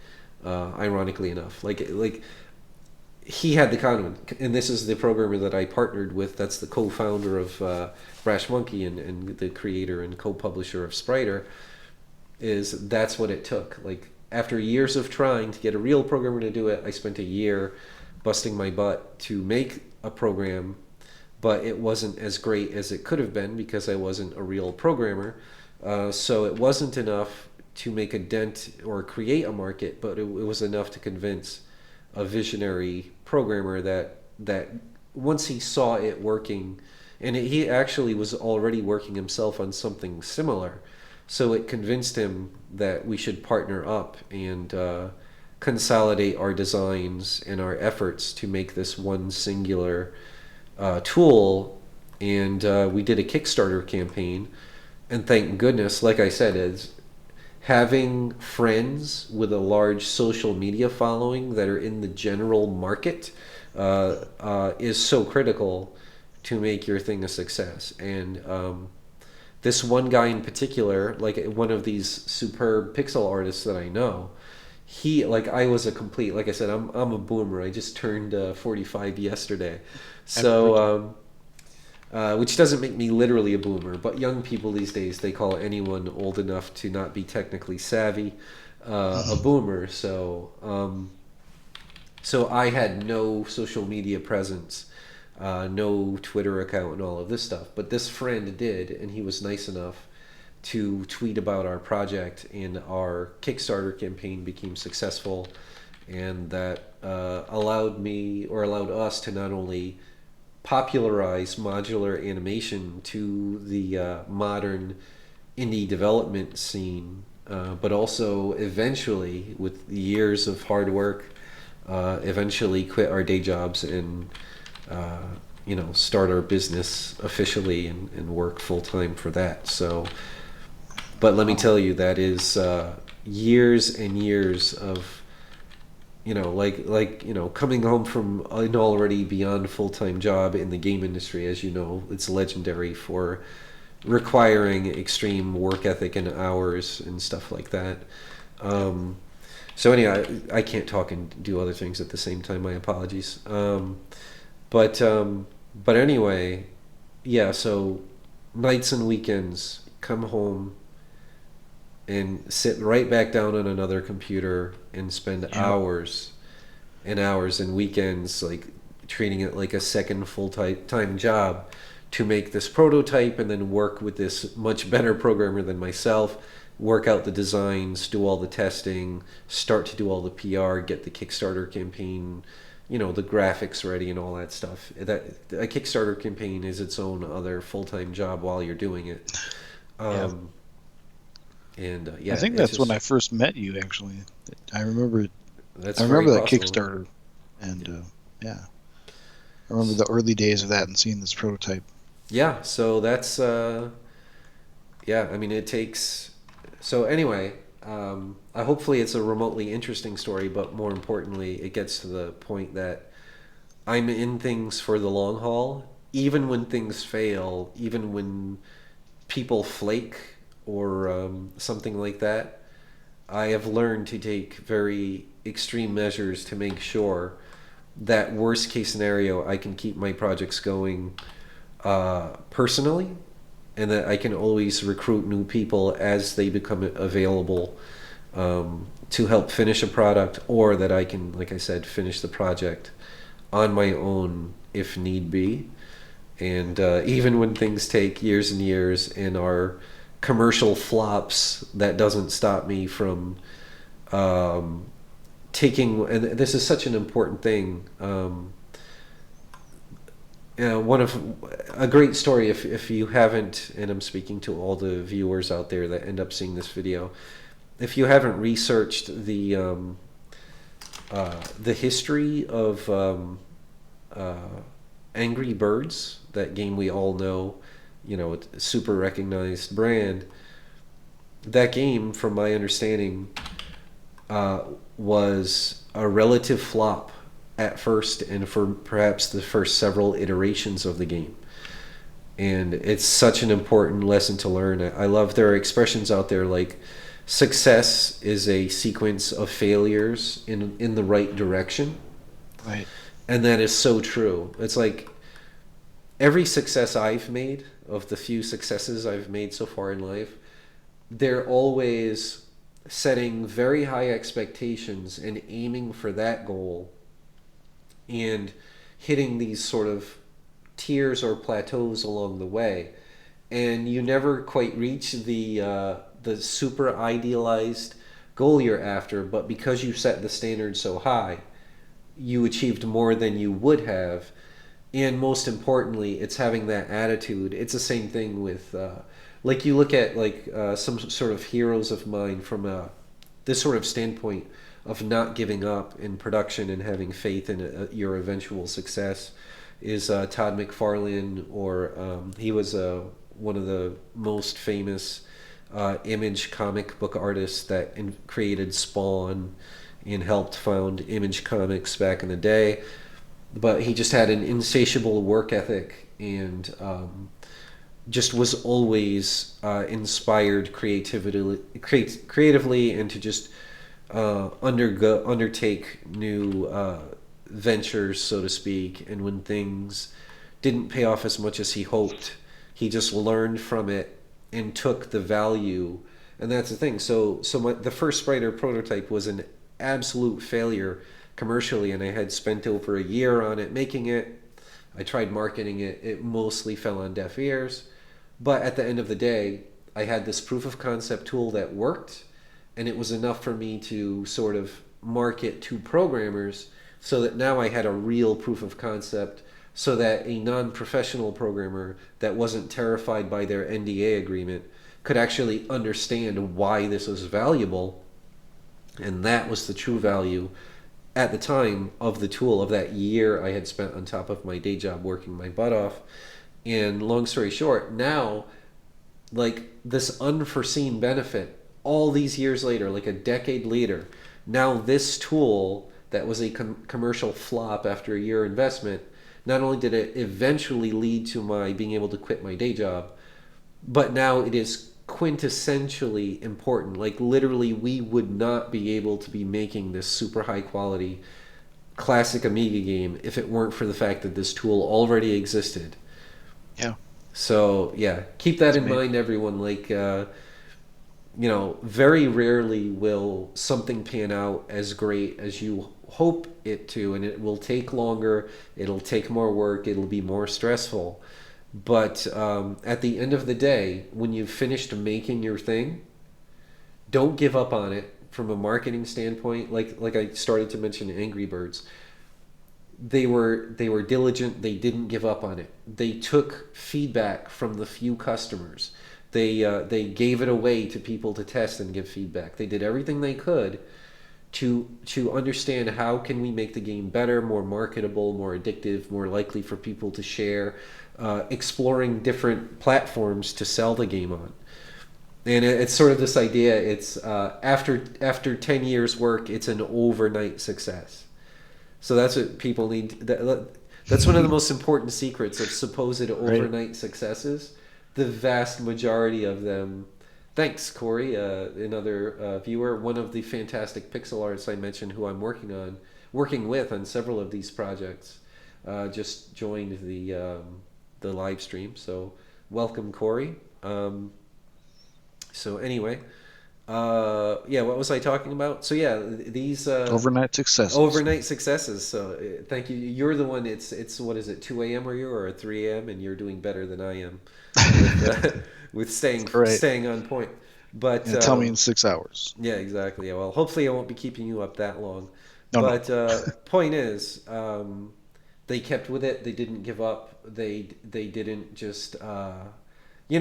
You have to develop that sense of being able to cut your losses when they really are losses, or being able to say, we know we have something here, and we know we just haven't figured out the perfect way to market it yet, to find its audience. And they found that right balance, and they stuck with it. They stuck with their vision, and they were flexible enough with that vision that they were willing to really take. Like, there is nothing more valuable as someone that creates anything for consumers. There is nothing more valuable than consumer feedback.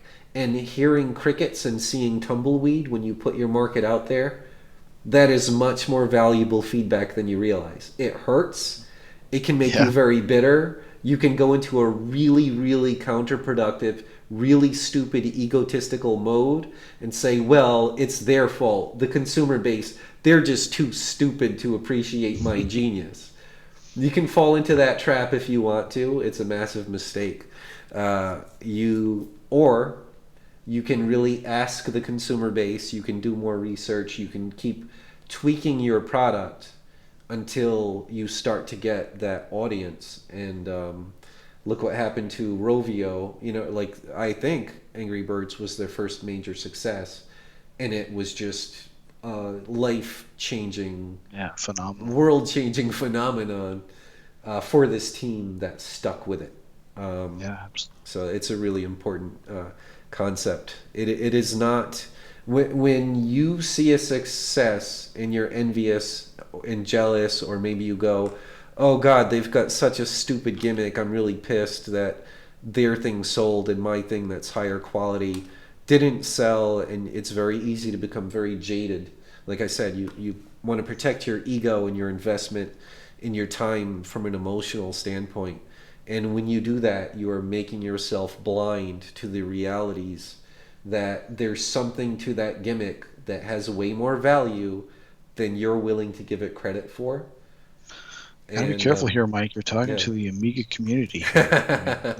They know about being the better technology, getting exactly, getting the least love. There you go. So that's a common thing. That's like I've very often, like, I have this love for the underdogs. I have this passion.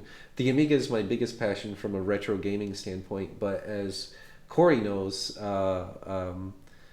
other pixel artists that I'm working with, one of the other sort of game systems, and I consider the Amiga a game system every bit as much as I do a computer, which it's a shame other game developers didn't so much in the day, but they sort of treated most games, or especially game ports, as sort of a throwaway. Yep, here's a port for this computer. You know what I mean? Yeah. It's not like it's the Mega Drive or for us Americans, the Genesis or an arcade cabinet game. So, like the standards were distressingly low. Let's get it out fast. But another system that I thought was really underserved and way better served than the Amiga, don't get me wrong, But the Sega Master System was a technical, especially graphically, a technical powerhouse, not only for the day, but compared to the 8-bit Nintendo. Yeah. It was amazingly more powerful than the 8-bit Nintendo. But you would hardly notice by looking at the game library out there. And that's, to a large degree because they had far fewer AAA game studios developing games for it, because the game market was so much smaller. There were so fewer Sega Master System owners out there in the world that it didn't attract the big studios and the big budgets.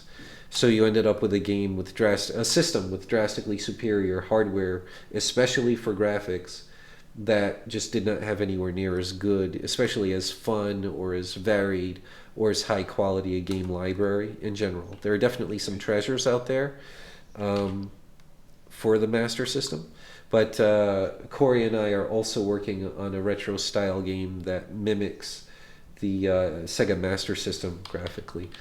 And so anyway, so I've made all my body parts. Yep, go ahead. Yeah, I just wanted to point out Yep. that the whole modular animation thing, the Amiga had support for that from day one. I think you know this, but just for the audience, I guess. Yes. That I was surprised to learn back in the 90s when I was learning C and learning Amiga libraries and flipping through the ROM kernel manual to find their anim objects, I think they were called, or something like that, and allowed you to create hierarchies of animation objects and move them around independently. And to me back then as a teenager, it looked like a pretty full-featured system, but I didn't have any tools that could help me actually make this. So I finally saw Spriter, or the demo that you created, or the first incarnation of it.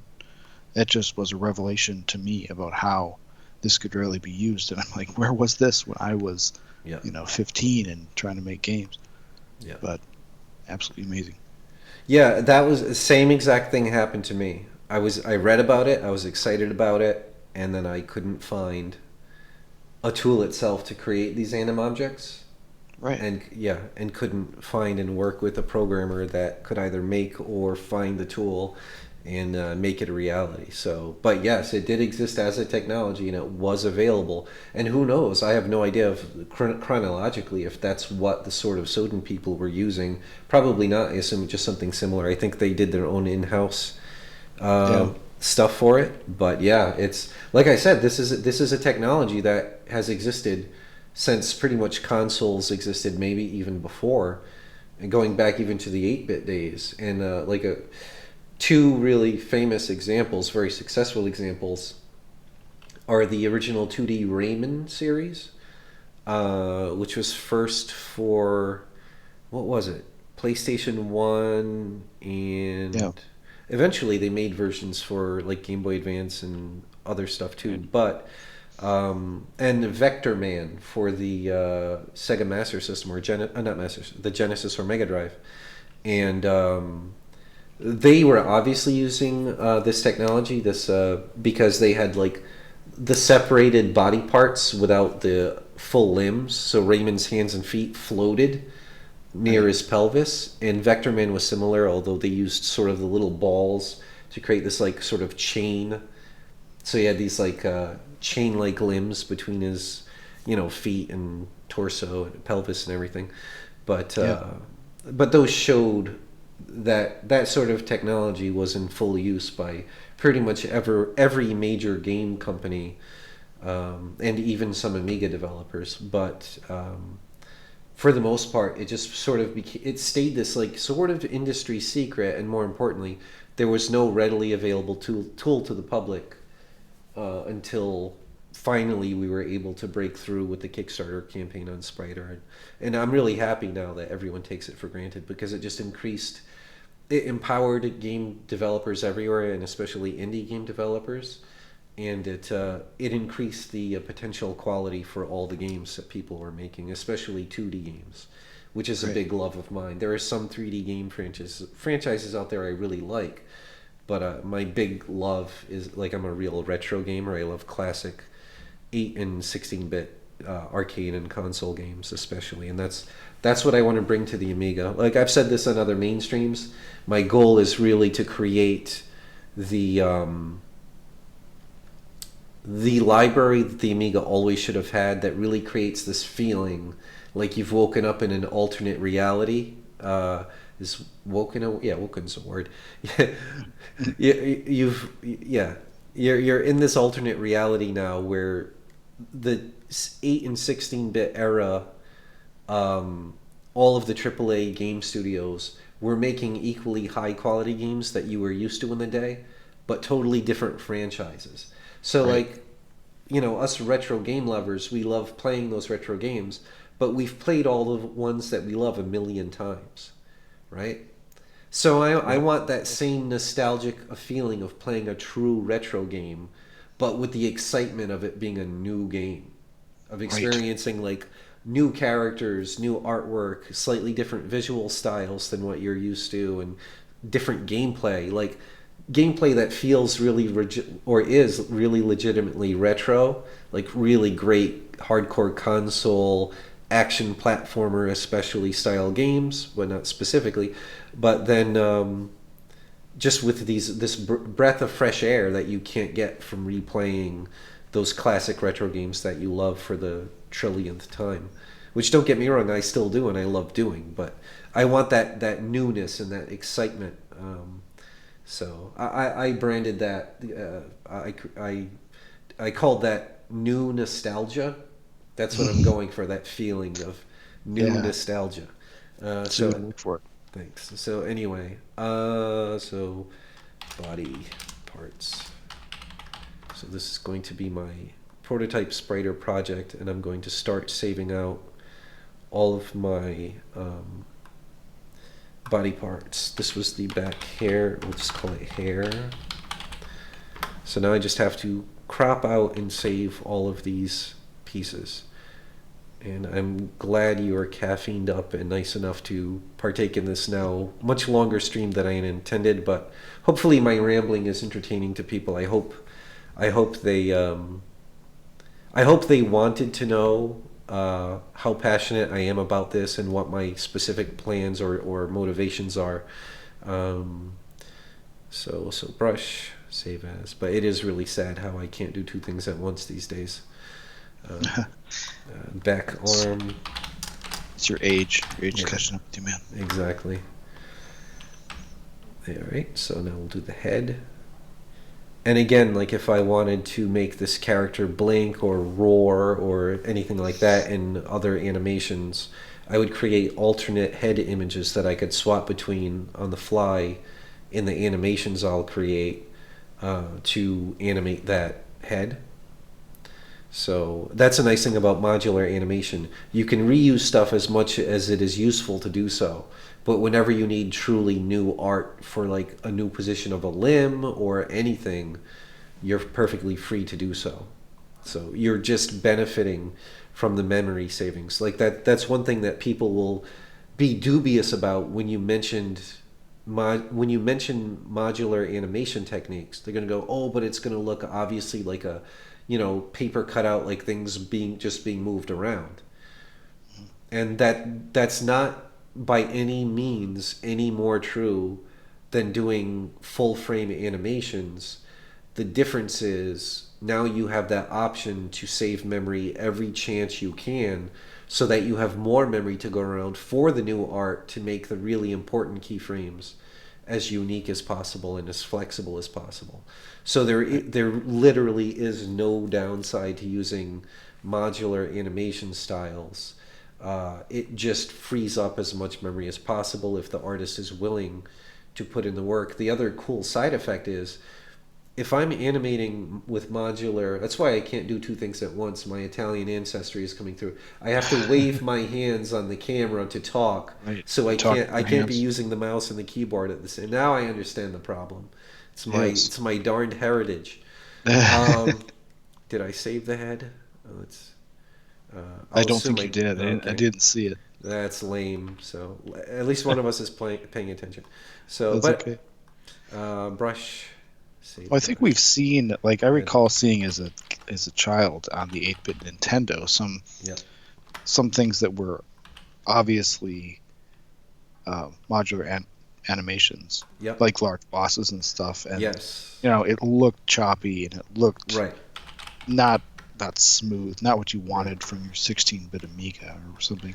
Right. And And obviously, that's also like you're always, with retro game development especially, it's always a tug of war. It's always, there's only so much memory to go around. How much of it do I need for the player? How much, how modular am I willing to go? The bigger an enemy or a boss is, the less feasible it is to have lots of totally new art for like the rotated limb. right, So you're always doing a trade-off. Well, I can get rid of most of the background tile graphics to free up some graphic memory for more body part images.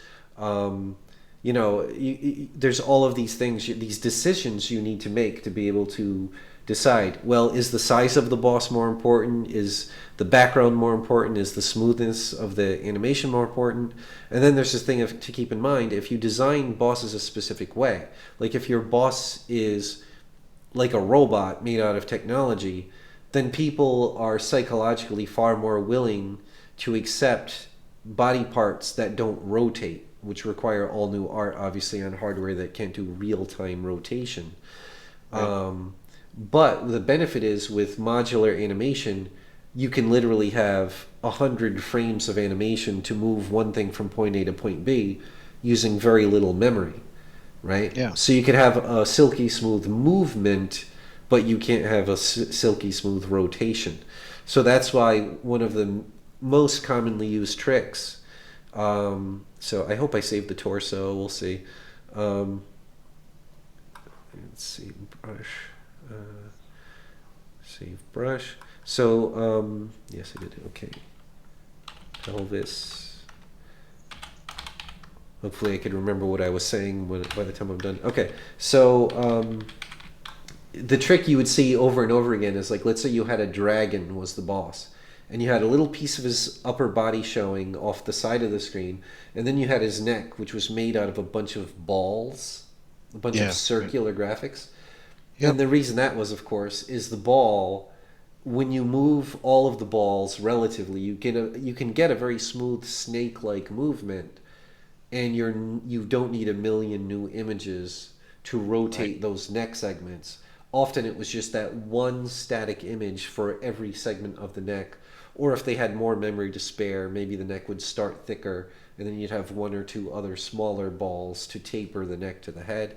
But usually it wasn't even that. You would just have the same ball going up the whole chain, to make this flexible neck of the big dragon character. So, and again, Right. the limbs in between the hands and the chest of characters like Vector Man were just a chain of these, like, individual ball sprites, just one image.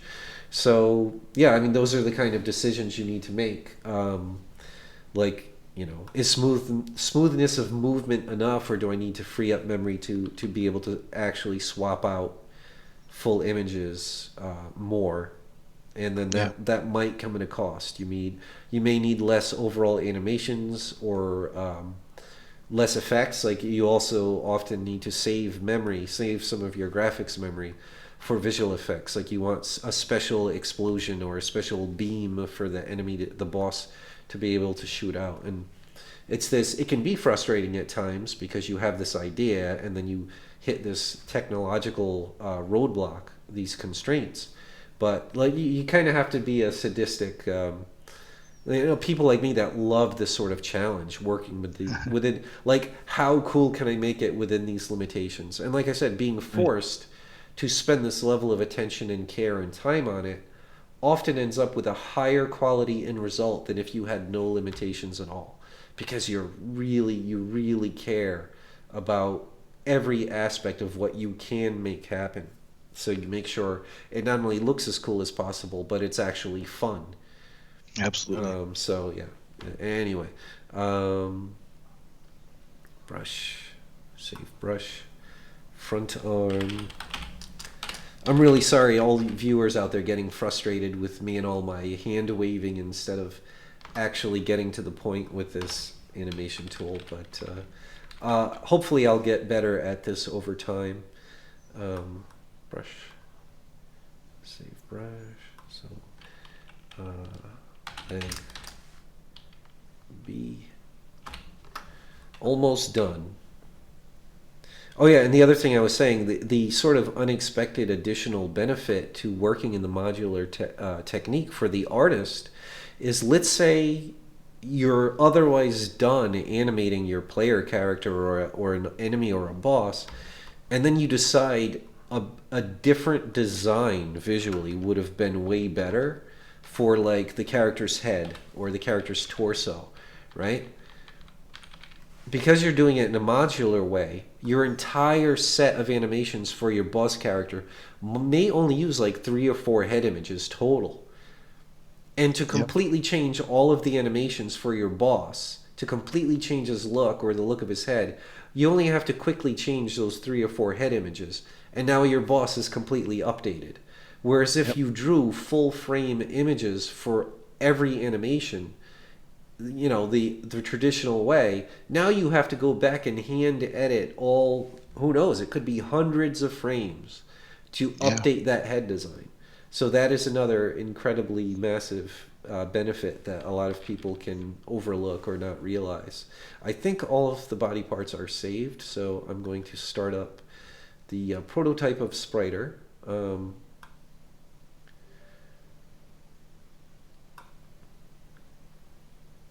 Alright, it gives me this disclaimer that it's still in beta and it will stay that way forever. Ideally, as we start making success with our projects that use the Spriter prototype, we plan on eventually completely remaking it to be as bug-free as possible and have nice new features. So it's just modular animation is invaluable for retro game developers. So, and hopefully it'll end up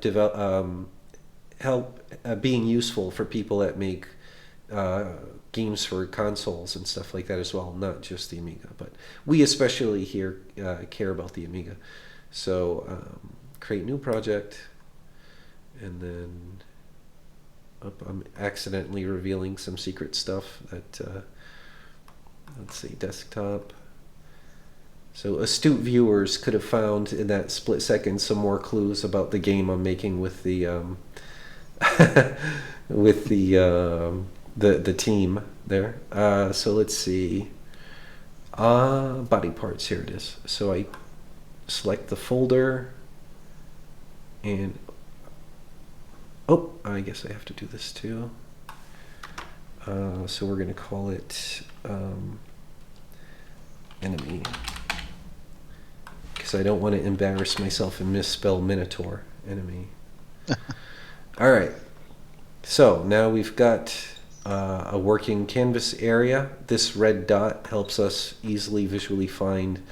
This is like the anchor point or the 0, 0 coordinate for the finished frame. So usually for a humanoid character, you want that spot to fall right in between his feet, like basically on the floor, if that makes sense. Yeah. So like so then all you do is you start dragging out these body parts, and like I said, hopefully it won't crash for me, or crash on me, I should say. That would not be a favor. So, and then I can right click and drag to multi-select, and then use the WSA and D keys to move stuff around.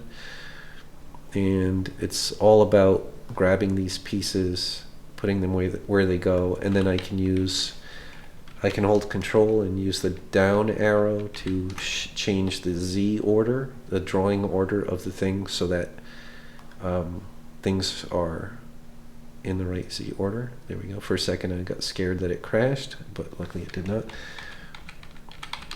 Definitely a possibility, though, that it will happen. So as you can see, I just assemble this guy. I can also zoom in. It looks like I can't even see the head. Where's the head? There he is. Get that head out there. And then I can use the middle mouse pointer and drag to to see more of what I'm doing, I can use the mouse wheel to zoom in and out. So aside from its crashing, it is a quite functional thing. There are a few other bugs that can get annoying when you're working on bigger projects, but for now it's definitely usable. And like I said, we'll be completely replacing it with a new tool that saves the same data format as soon as that's feasible, because it is really invaluable for creating retro games of a very high quality. So there's the character. That was pretty painless, pretty quick, despite my rambling. We have him reassembled. So that's the first frame. So I would typically rename that to something like idle _0. And then I can start, and then we'll call this animation idle. Done. I'm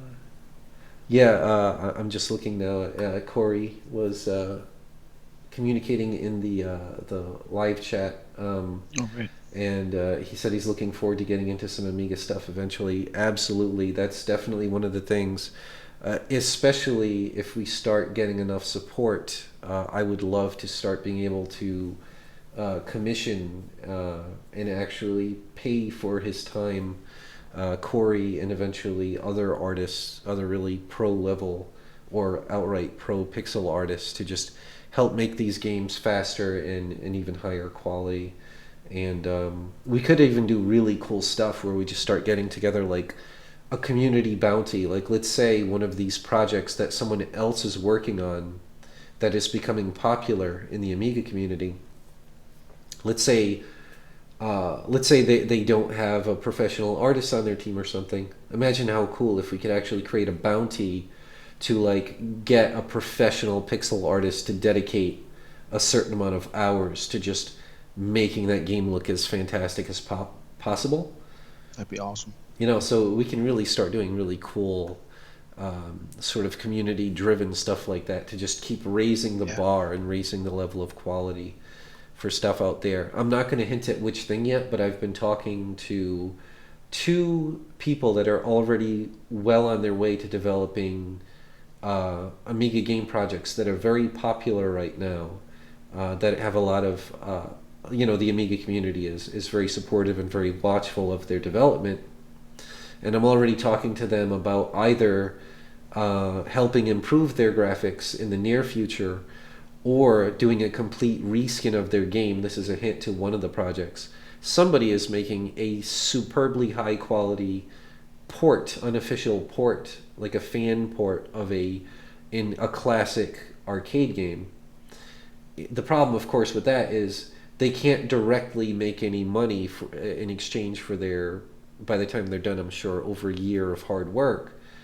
But I mentioned to this person that that I would love to work with them to create a totally original reskin of the game using the same engine, but just make it an original franchise so that they can then actually market the game. Do very little new work on his part, but have a completely original game to sell to make a much bigger, get a much bigger reward for all of his time. Yeah, right. And That's great. Stuff like that will only help more high quality games end up on the Amiga directly and indirectly. So anyway, so I've got this first frame. So this prototype that I'm using, it doesn't have any built-in tweening. You actually just hand create each frame you're going to use, but that can go very quickly. So let's say, for the sake of this idle animation, I just click this, I choose this in the frame list, and then I can copy that frame, and now I have a direct copy, which I can now rename to idle 1. So now I have 2 frames that are identical, but now I can say, okay, so the first frame will make it the lowest position of the idle. So I select the upper body and I nudge it down a pixel, right? And then I'll go a step further and I'll move the arms down a pixel. So now that's idle frame 1, and now I'm going to add the second frame to the currently selected animation. So I make sure this animation is selected, which is the only one right now. And I click add to animation, and now it has the first frame and the second frame. So if I double click in here, you could see that I go through, right? So now I'm going to tweak this frame which I can do by just choosing it here or double clicking here. And now I'm going to bring back down the torso and head and everything, but I'm going to move up the arms. So the arms are the first thing to move back up into the sort of medium position. So now if you look, it's only the arms that are moving for this first frame, but then, or second technically. I'm acting like a programmer and counting from 0, so I call it the first frame. So I'm going to copy this frame now. So as you can see, especially if I don't bother renaming them, it can go very quickly to set up your animation. But now I'm just going to move up the entire upper body and add that to the animation. So now I've got this sequence going on here. And there is a bug that stops animation playback from working at some point, but right now you'll see I can actually be previewing the animation here, and I can tweak the duration that each frame is displayed. So the very first frame I want to display for quite a bit longer, and then it's going to fairly quickly go to the other extreme where the character is at its highest up sequence. And I'm going to keep this very simple. I'm only going to make one more frame for this demonstration. So we'll make that idle 3, select it, and now we're just bringing up only the arms. There we go. So now that that is done, we add that to the animation. We'll make this a duration of 45 as well. And we are going to start adding, we're going to do like a ping pong style animation. So now I'm going to add 2 and add 1. So now it displays frame 0 for quite a while, then fairly quickly transitions to frame 3, hangs on 3 for a while, and then we ping pong back toward frame 0 again. And then we're just going to multi-select both of these by holding Control, and then do +5 to increase that to match these, the duration of these tween frames, so to speak. So now when we play it,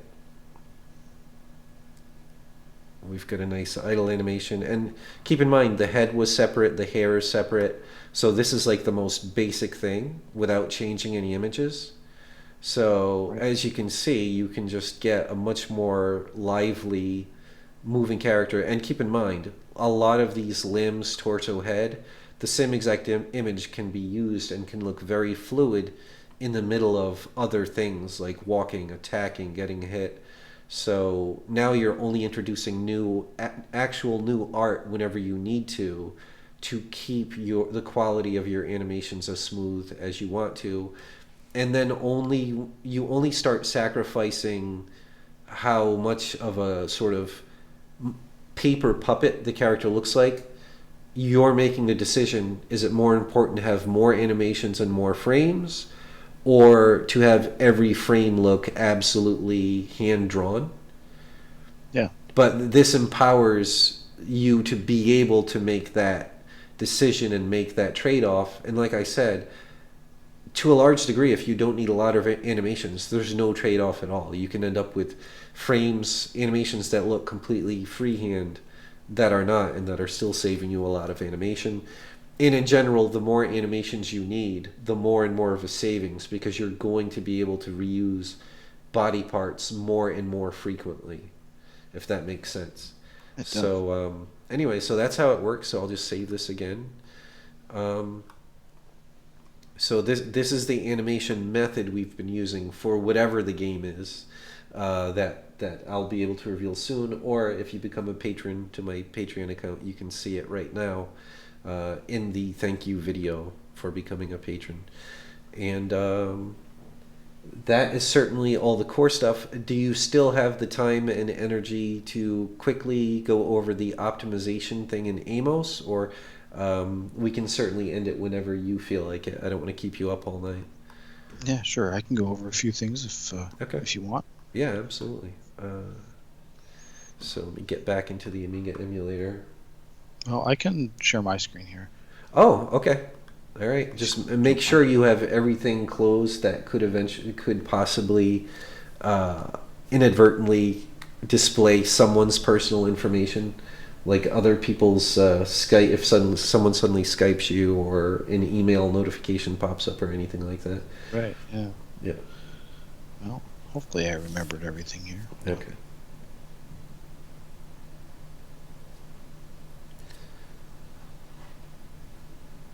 Alright, try this. All right. I will put it onto my screen as soon as it's showing up on my end. Okay, let's see how well. This is the first time we're testing this, I believe. Oops, there we go. Maximize. Okay, excellent. Looks nice and clean so far, at least on my end. All right. Is there anything in particular you wanted to go over first, or you just want me to take over? No, just go for it, and just any of the like really core things for someone to keep in mind if they're programming with Amos on the Amiga. What are the most likely things that people are going to do while they're making their game work that if they keep it in mind, they can make it in a more optimized way that'll help keep performance as smooth as possible. Sure. Okay, well, like the biggest thing that you should probably avoid on Amos is doing a string comparison. So I know like the first, when you first showed me the code for this Barbarian game, there was basically you had names for frames of animation that you would named, just like in the Spriter prototype you had there. Right. And you were comparing them directly to see if that animation had completed or if the character was doing a particular animation. Yeah, sort of like a really basic, almost state machine to keep track of what the character was doing. And for the sake of readability, I was selfishly using a text value so that I could read very easily, like player is attacking. So it would, like, the variable might be in a state called attack. But that is very costly for performance. It is, because each character in your string has to be individually compared with another value, and that consecutive order. Yeah, it can take several cycles.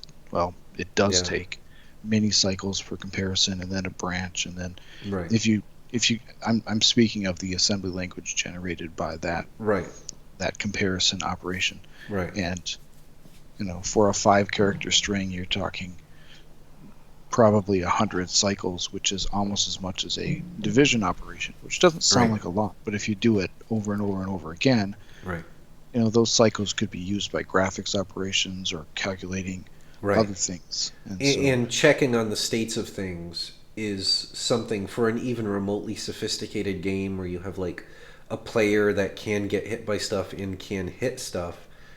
That's an incredibly common thing that's going to happen every loop. So it's really important. Like anything that has to happen frequently and with multiple objects on screen potentially, you want to make sure it's as efficient as possible. And by checking strings, I was doing it pretty much the most inefficient way possible. Right. And that isn't to say that it didn't work, because it worked great. But for optimization purposes, we'll try to make it work better. And so what we ended up coming up with is an animation table, and hopefully you can see it on the screen here. Sure can. Yep. But essentially, Amos itself doesn't have this idea, but I sort of borrowed it from C and other languages like it that have what are called enumerators or enumerations. And essentially, you can associate a integer value with a string. And so in this table, I've done that manually. I've said that the idle R state is state 1, and the idle L is state 2, and so on. It's literally like a translation key for the programmer to remember to keep track of. All right, what state is what value? And you can see there, for the sake of porting the code from my old strings to the numbers, he kept in the table, he kept the names or the strings as those exact values. But he could make it even more readable plain English now that the code itself is no longer using those strings. So now, like, keep that in mind. Like, if you do this from the get-go instead of port over sloppy code that uses strings to none, if you create your table from the get-go, you can have O1 equals idle facing right. Right. And it'll be perfectly readable. You'll understand what you're doing, and you can always reference your table. And of course, you could always also copy your table into like a text editor or print it out or something so that you don't even have to scroll around in your code to get back to the table. But Right. the important thing is the table helps you use nice, simple, fast, efficient numbers to keep track of your states in your game. But anyway, let me let you... I'll shut up and let you get back to it. I'm trying to find an example of where we use this here.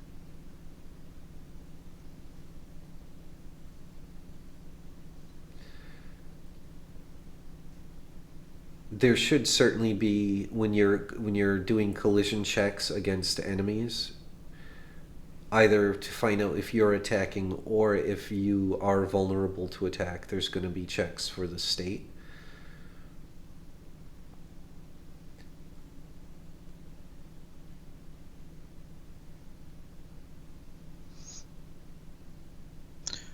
I think it was it not Anum that was using it?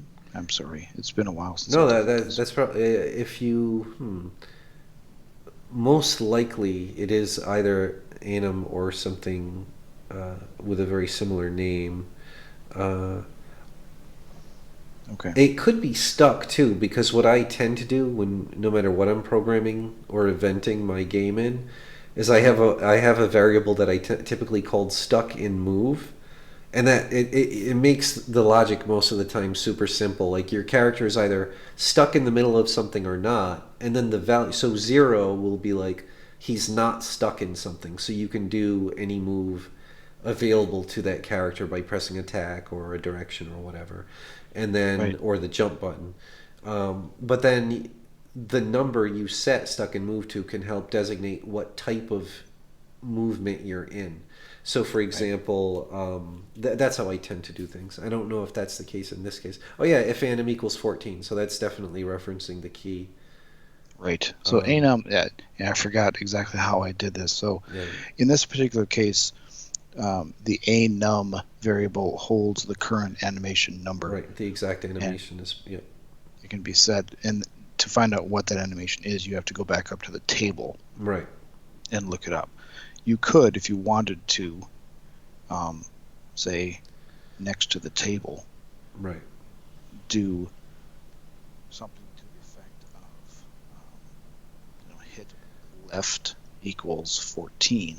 Right. And in your code, you could say if a num equals hit left. Right. Then do things. That brings back the readability, and is checking against another variable slightly slower but still better than checking against a string, or is it the same speed as checking against a raw, like an actual number like 14 directly? It's typically slightly slower to look up what number is in that memory location than it is to compare with a direct. But much better still than checking a string. Correct. Yeah. Right. So so if you want optimal optimization, use the table idea, and like I said, you could save it out in like a notepad type program, even on Amiga. Or there's no reason, most developers these days, they're going to be developing through emulation on the Amiga. So very often you'll have Windows running at the same time, or like a dual screen setup. Or you can literally print it out and have your table right near you. And another thing you could do, like right now he has the whole table all in one cohesive spot. There's no harm in breaking up that table and putting the parts of the table relevant near the relevant parts of the code, or creating a copy of duplicate, like that tab that you see, that tab symbol in front, that basically means rem, like if you're used to other basic programs. So those, as far as I understand and certainly assume, those get like purged when you compile. Those don't waste memory in the finished product. So long as you have the memory on your emulated Amiga, enough memory, you can load your code with those remmed out statements with the tab. So I think rem also works if someone is used to typing in rem, right? Yeah. You type in rem, it does the same exact thing. Yeah. So, but the point is, you could duplicate the whole table or parts of the table that are relevant near any code you want, so that you don't have to hop back and forward. But I personally would just like literally print out that table, or screen grab it, like I said, on an emulator. There are so many ways to make that readily accessible, so that it's not a big deal to have to reference the table. And that's, like I said, especially if you're working with a basic programming language and you want to make as close to a console quality game as possible, then that'll run on like classic Amigas, especially like AGA Amigas. You have way more horsepower to mess with, so these things are less relevant. But if you want your game to run as well as possible, it's definitely worth that little extra step. So what is the next optimization tip that you would have? Okay. The next optimization tip that I would give would be to not join multiple items in an if statement. So it's fairly common in programming to do something like if is not equal to 6 and error equals 0 and stuck equals 0, then do such and such. Yeah, you're basically checking all of the relevant states. Like, can the player be hit? Is the player facing the left or right? Is this and this and this thing, are these all true? Then if those things are all true, then do this thing. And that is very costly to do in one big if statement or if line in Amos. In Amos, like in C or C++ or many other languages that have something called a Boolean variable type that's basically a 0 or a 1 always. Right.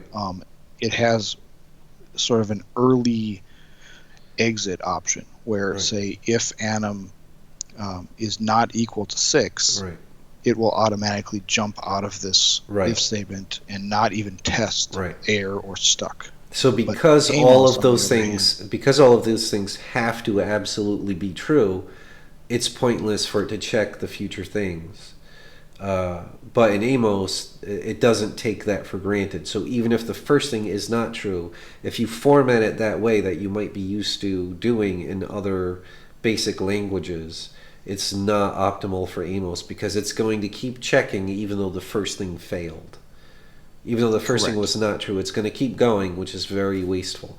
So luckily there is another way to format your if logic to be much more optimal for Amos, correct? Right, and that's what I've done down here, is created multiple ifs statements and used this if and if notation that Amos has.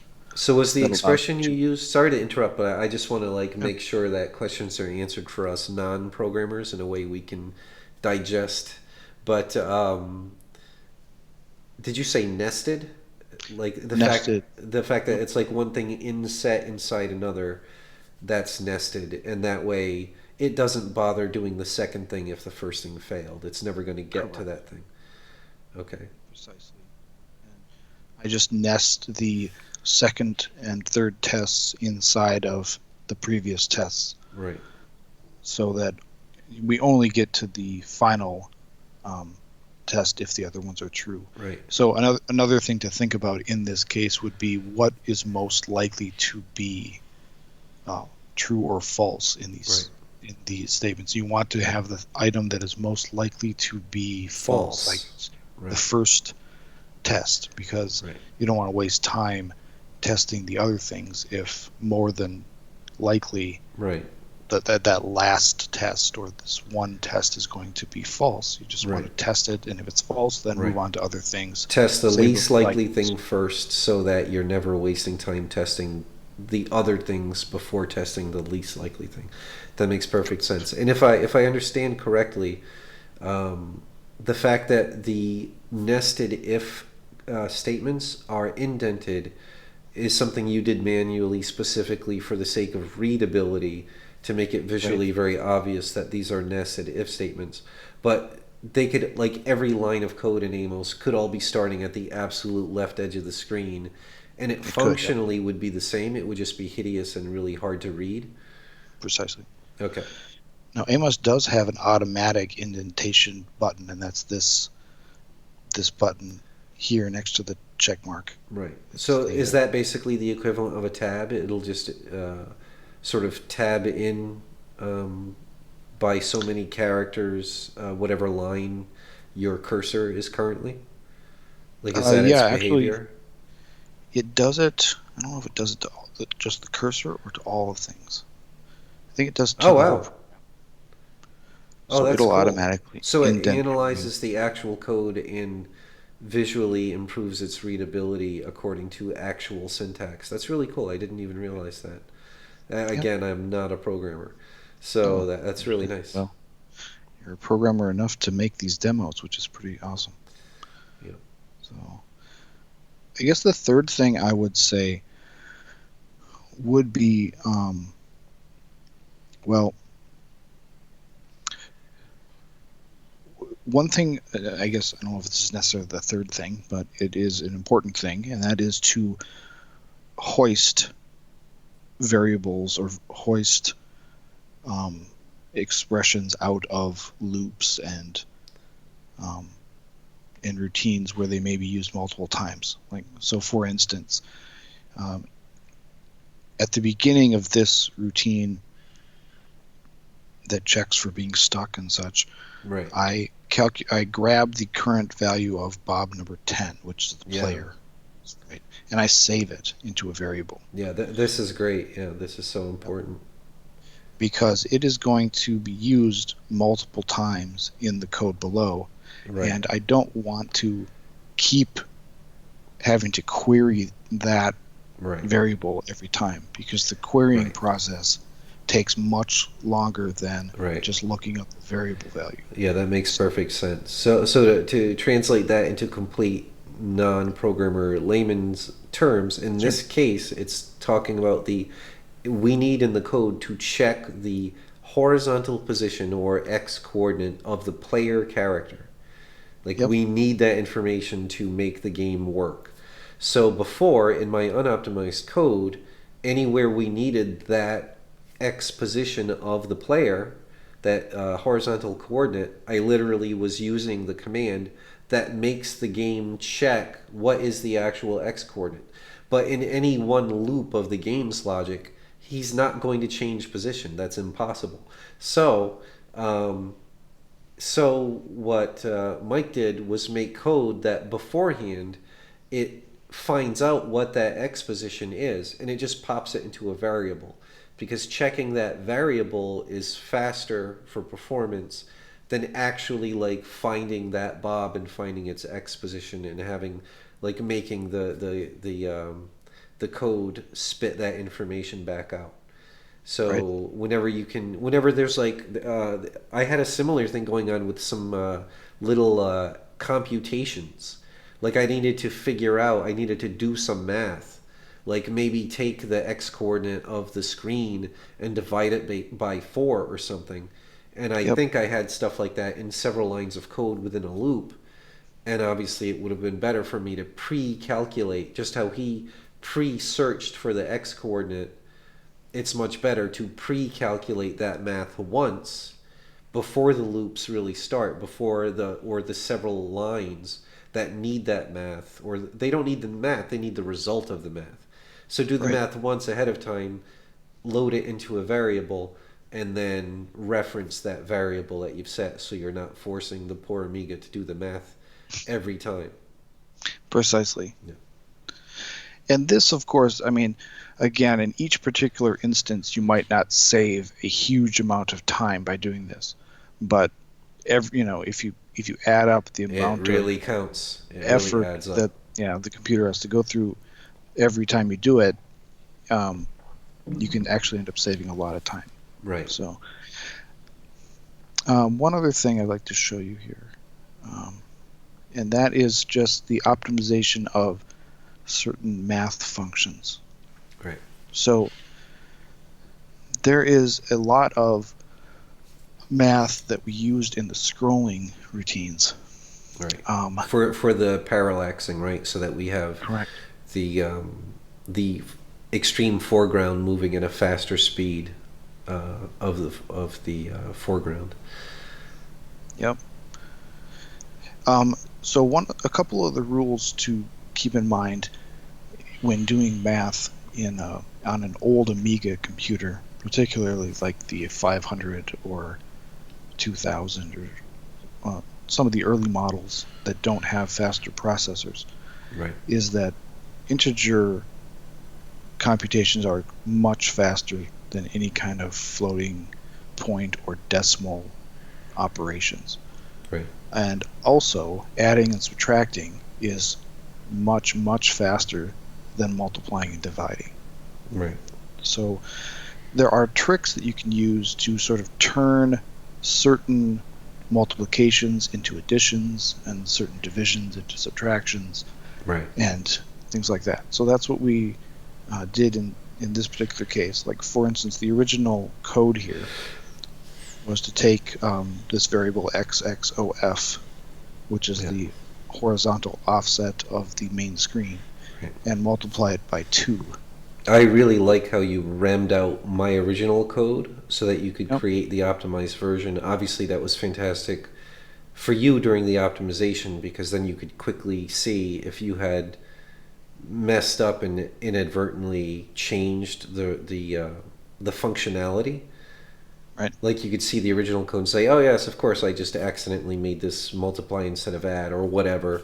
And that way, if something is going wrong, you can always comment out your code and make my code real again, the original code. And if it's fixed, it's that particular change that is causing the difference in behavior or the bug. Precisely. So, and it just came in super handy for this circumstance. Now that you're explaining it, you get to show how it used to look, where it was doing an obvious multiplication by 2, and now instead of doing that, you're literally adding it to itself, which is faster. Yep. That's awesome. Correct. Yeah. And it's faster by a significant margin. So, like, right. I don't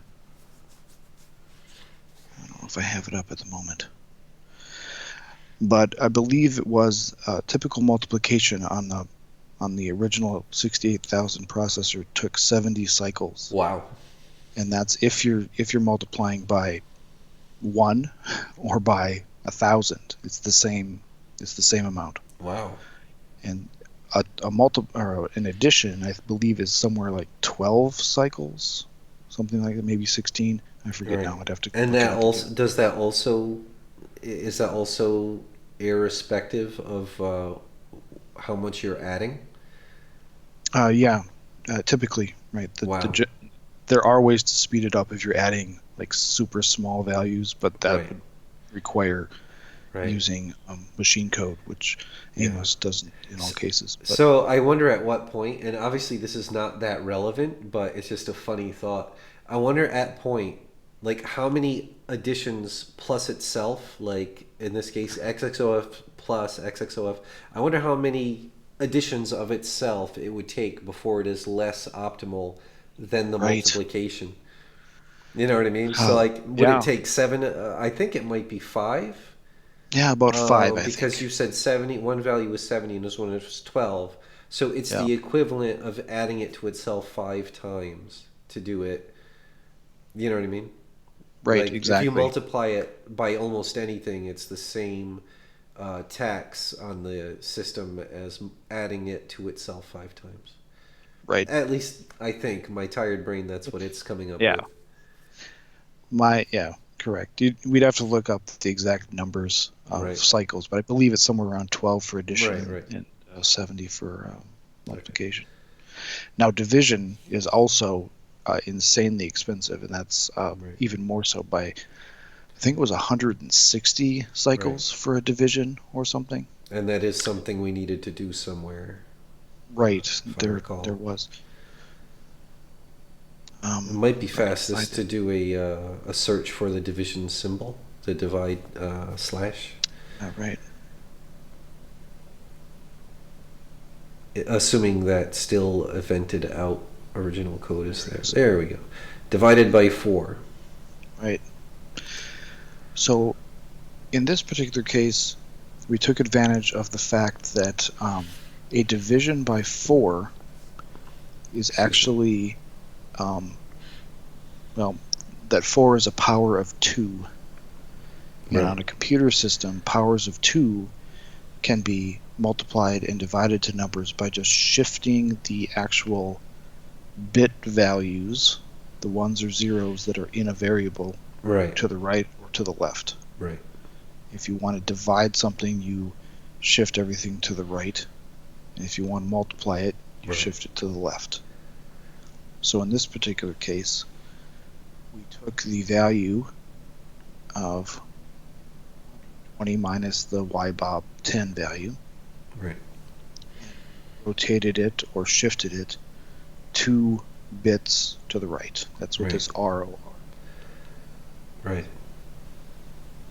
And then this final piece of code makes sure that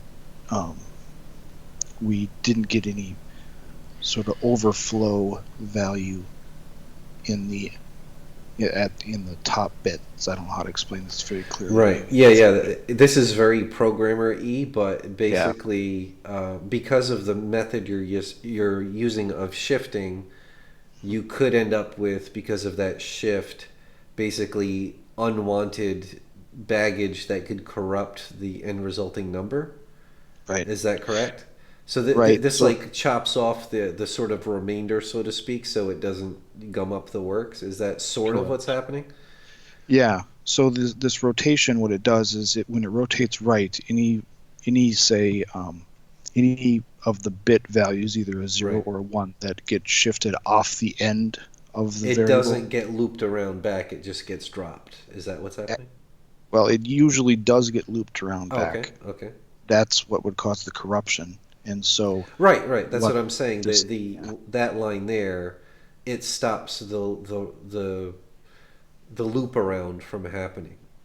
correct. Okay, Exactly. excellent. Okay, and I do to make this hopefully more understandable, because this is what it reminds me of. This is how I understand the general concept. Is we hopefully all remember from basic math that the way the decimal system that we all know and love works is that what's actually happening is every number, like let's say you write the number 123, you've got the ones place, the tens place, and the hundreds place. Right. And depending on what number is in the hundreds place, like if we have a 2 in the hundreds place, that actually means there are 2 sets of 100 or 2 hundreds, right? There's Correct. or there's 100 twos is another way to look at it. So, Yep. so if we remember, we can do the same thing in the decimal system. If we need to divide or multiply anything by 10, all we do is shift it over so that the number that used to be whatever it was, like, so let's say we're dividing 200 by 10, all we're actually doing is shifting those numbers that are in the 100 spot and all the ones after that, shifting it over one place. So now Yep, to what tens. was 2 hundreds is now 2 tens. And Correct. you can multiply by 10 doing the same exact thing. So this is Right. the same idea, but to non-programmers is really, really confusing and intimidating. Yes. It's just that the computer, instead of using 10, it uses 2 as the value you multiply by. Right. Right. And so it's using some pattern of zeros and ones that a normal person doesn't understand to represent a number. But Right. it is still a perfectly valid way of representing any given number, and this shifting has the same sort of effect as the shifting to multiply or divide by 10 or 100 or 1,000 like I was talking about in normal decimal math. This is allowing you to do it in a more granular level to specifically, you said in this case, because it's a power of 2, this works. Yes. Right. And you have to be careful in this case because it would take the things that fall off one end, so to speak, and wrap it around. that would give you numbers you definitely did not want. Right. So that line of code, the y shift 2 equals y shift 2 and ff. I have no idea what that means or how, but you're telling me that's the line that specifically says, hey, all that stuff that falls off the edge, leave that out, don't wrap it around. Correct. Yeah, that's called a mask. I'm just masking off any of the parts of the number that may be corrupted. Right. Yeah. Okay, excellent. And I believe there are some Amos extensions that allow you to do this without using the masks that don't actually wrap around the numbers, but I haven't used them yet. In a future stream, we should do like a review of the most useful, or specifically the extensions we'll be using in these particular game projects we're collaborating on together. One of the most important ones I should mention, I forgot the name of it right now, but we'll mention it in the next stream that we talk about this stuff. But there's that one that you discovered recently, or at least you told me about recently, that actually allows for Amos to fully support multi-button controller. I think up to 3 buttons, like the old classic Mega Drive / Genesis. Right.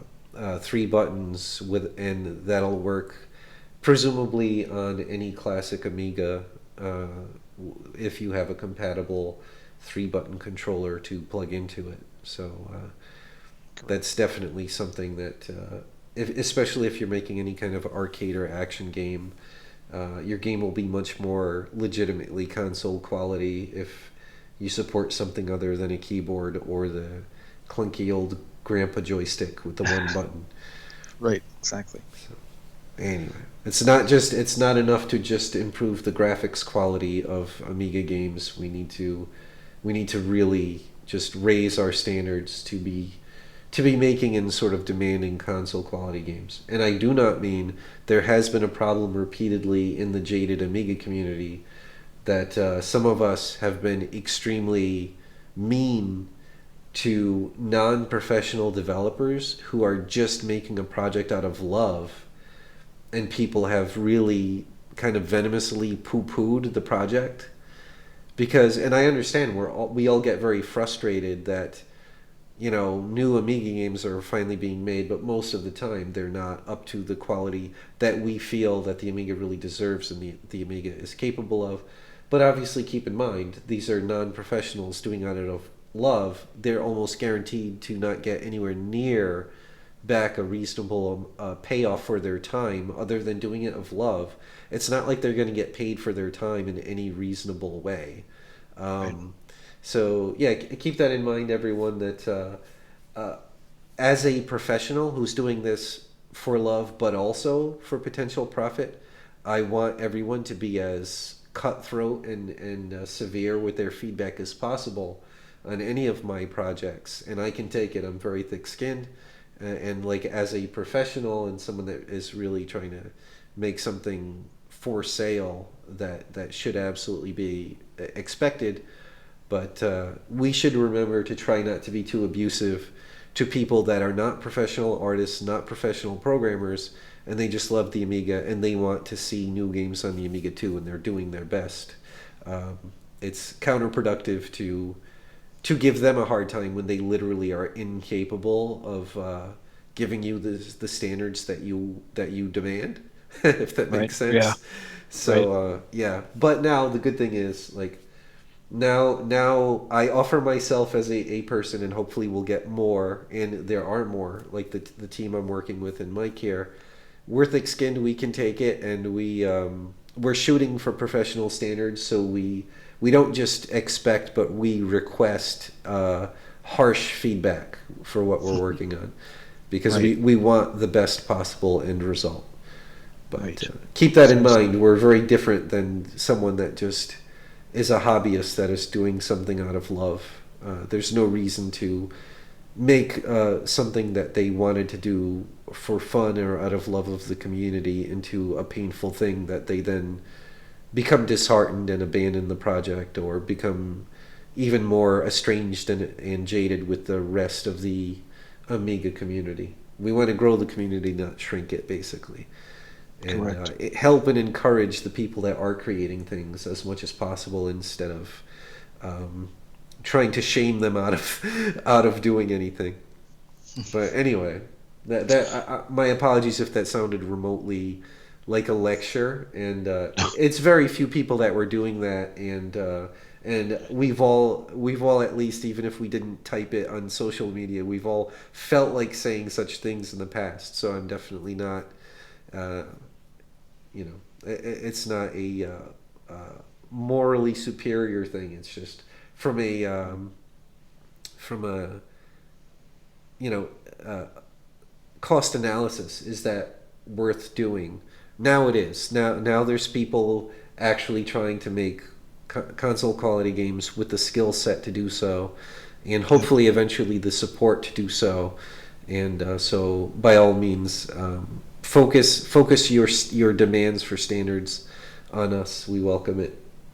Right. But anyway, you know, constructive criticism is preferred. oh, absolutely. Take it either way.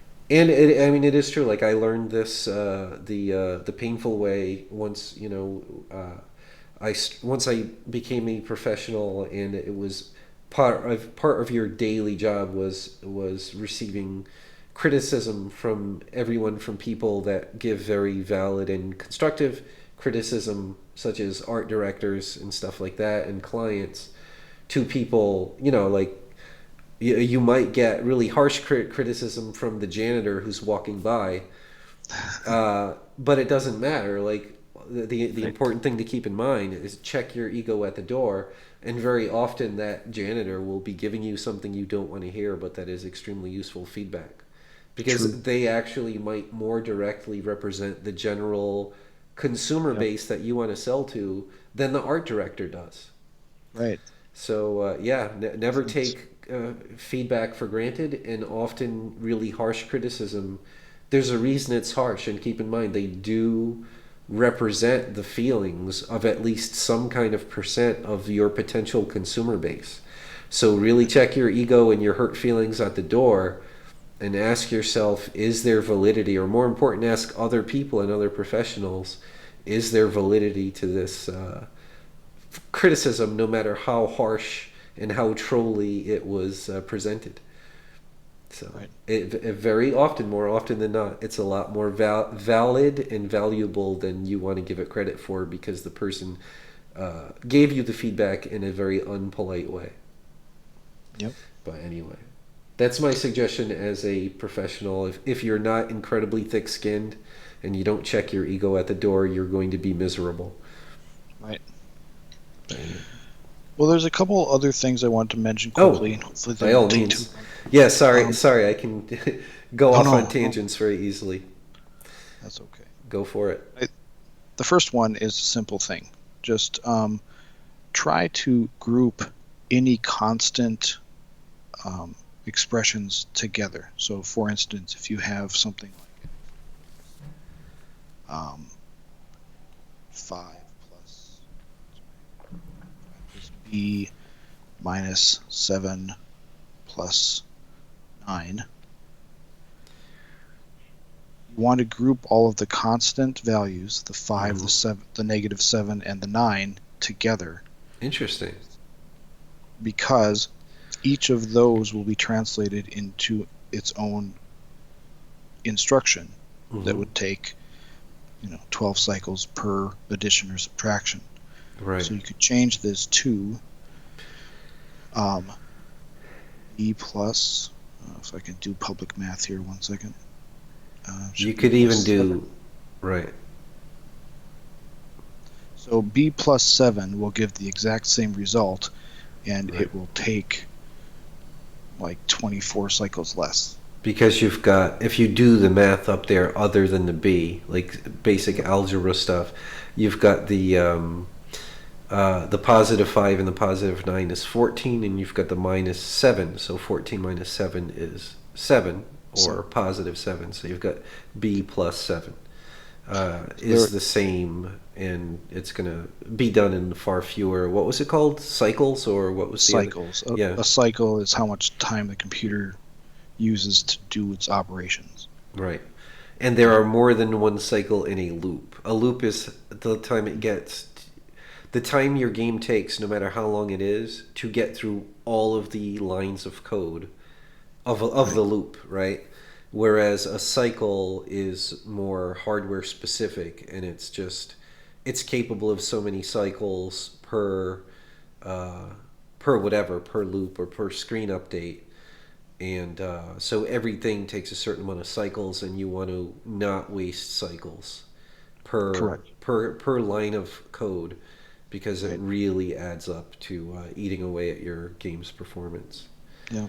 All right. As a general rule of thumb, um, like very simple instructions on an Amiga, on an unexpanded Amiga, I guess, take about 4 cycles per, say, addition or um, subtraction. Right. Some take 8 cycles and so on, but I generally use 4 as a General. between as Yeah. a general rule. Right.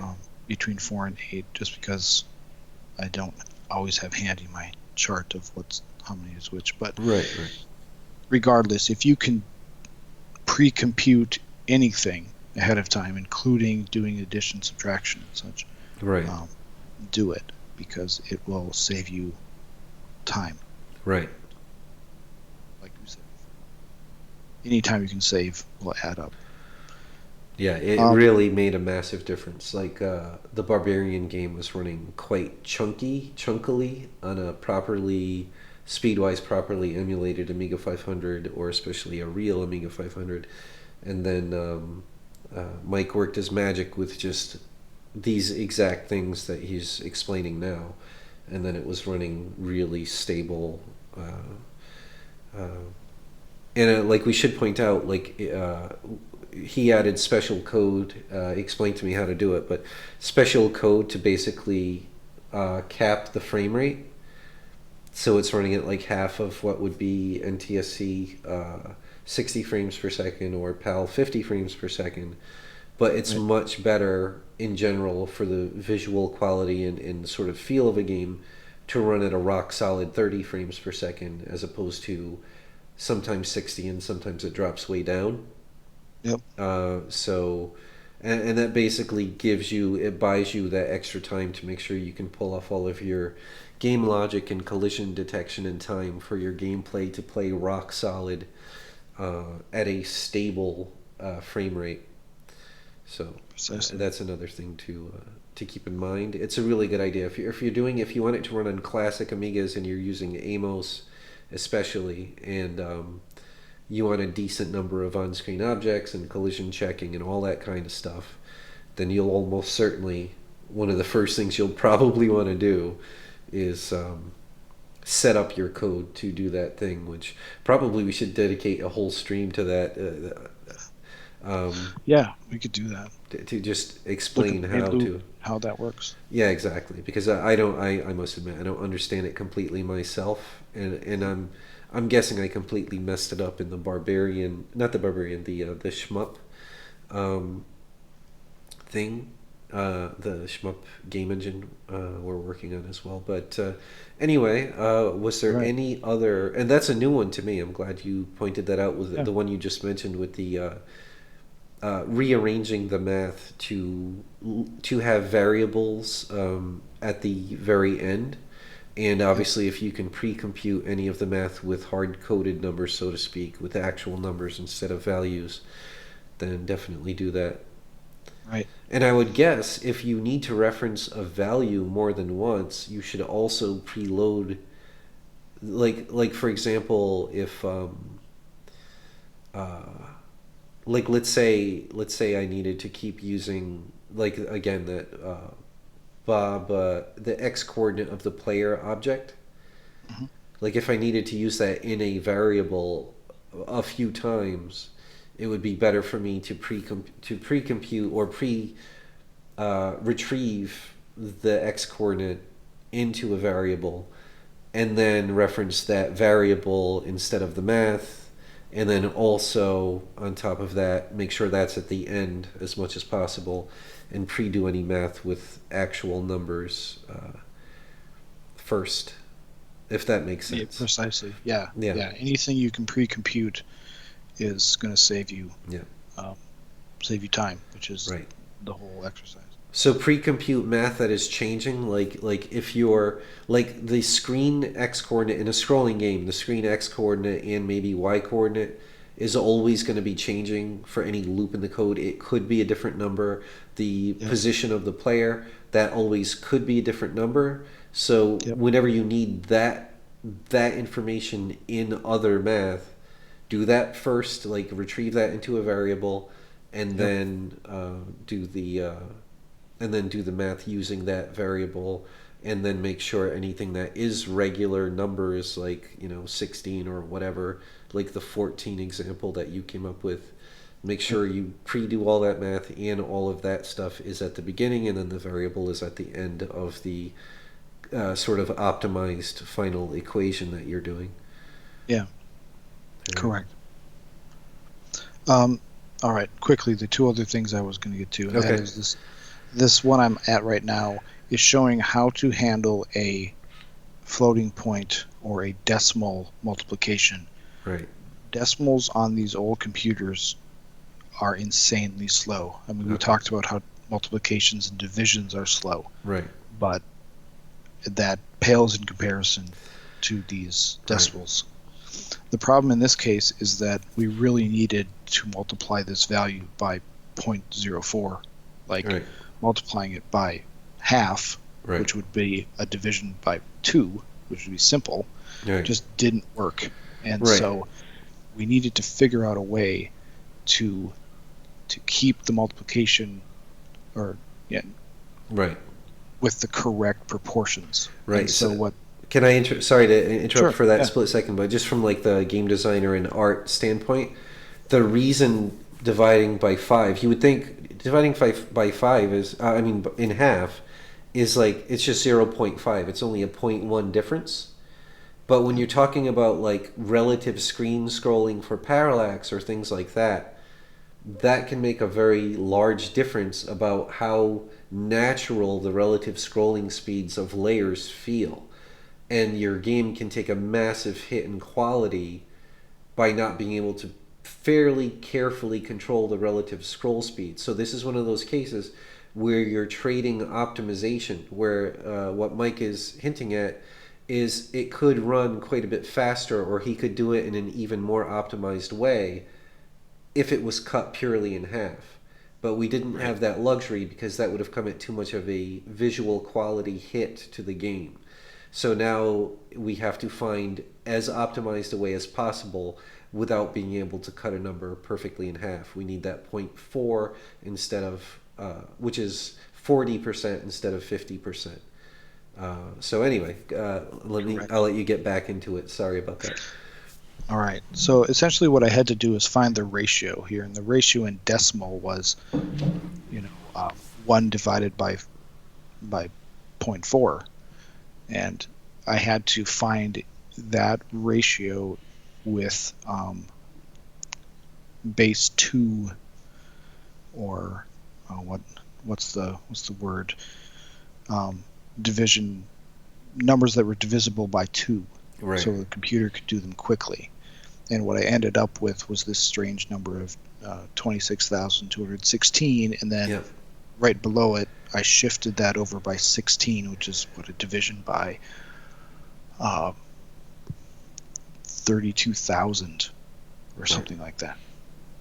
So it's a really strange set of numbers, but it's the same. It turns out to be the same ratio as the 0.4. So that was the key in finding how to represent the same ratio as 0.4 in the mathematics, so to speak, or the different math language from decimal math we're used to that is useful for using this shifting or rotation technique to be able to do fast math.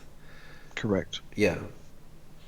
So in this case, I said before to try to avoid multiplications and divisions, but in this case, I kept the multiplication because it was necessary, because this 26,216 number isn't divisible by 2, so I couldn't do the shift. Right. But the 70 cycles that it uses pales in comparison to the hundreds of cycles that the multiplication by the decimal number would use. Right. And so I kept the multiplication. Right. So there are cases where it is necessary to do multiplications and divisions. Right. You need to make sure that you understand why you would be using them, that there's no other right method. Right. And as an artist, side note, I'll try to make this really quick, but it is also very possible, like, keep in mind, I designed the art first without code, without anything moving. So it is very possible, even though it looked bad at 0.5, it is very possible that if I had designed the art around it looking good at 0.5, I could have found a compromise that looked perfectly great, like looked great, and was working with the better, more efficient math. So that is another possibility. If the artist is flexible and can work with the game as it evolves and can work with the programmer programmer might say, does it have to be, can you alter the graphics to look good scrolling at this slightly different speed compared to the speed that you are hoping for of 0.4. So keep that in mind. Artists and programmers communicate with each other, and it might only take a slight tweak, like theoretically with that amount of difference. Like, let's say this is the foreground bushes moving at a different speed. It's very possible that I would have just need to make the leaves a tiny bit bigger or a tiny bit smaller in the foreground to make them feel they're at the right depth for that scrolling speed to make sense. And it would have been just as convincing a parallax effect for 3D, and then would have kept the performance as optimal as possible. So that is another option if the artist and programmer is the same person or two different people willing to take the extra time to explore that possibility. Okay, I'll shut up. Good point. Back to you. Actually, I think I'm sorry, my mind just lost the final optimization thing. Sorry about that. It's my fault for yeah. No. Was it specifically math oriented, or was it more logic based? I think it was more logic based. Okay. But could it have had to do with like procedures or anything like that? I'm sorry. Probably not. It would. That's okay. It's if you can't remember it now, it's certainly something we'll get to at another. I can pretend to stop the stream, because obviously as soon as we start streaming, you'll remember. So. Precisely. Okay. Yeah, we'll do that. Yeah, right. No, I apologize. Yeah, no problem. My caffeine must be wearing off. All right. Well, one thing that's in here, that there's 4 next loops. We could just cover the basic logic. So just in case this triggers a memory or another optimization idea. The only other thing that is used a lot in any action game in Amos is going to be AML commands. So if it had anything to do with AML commands.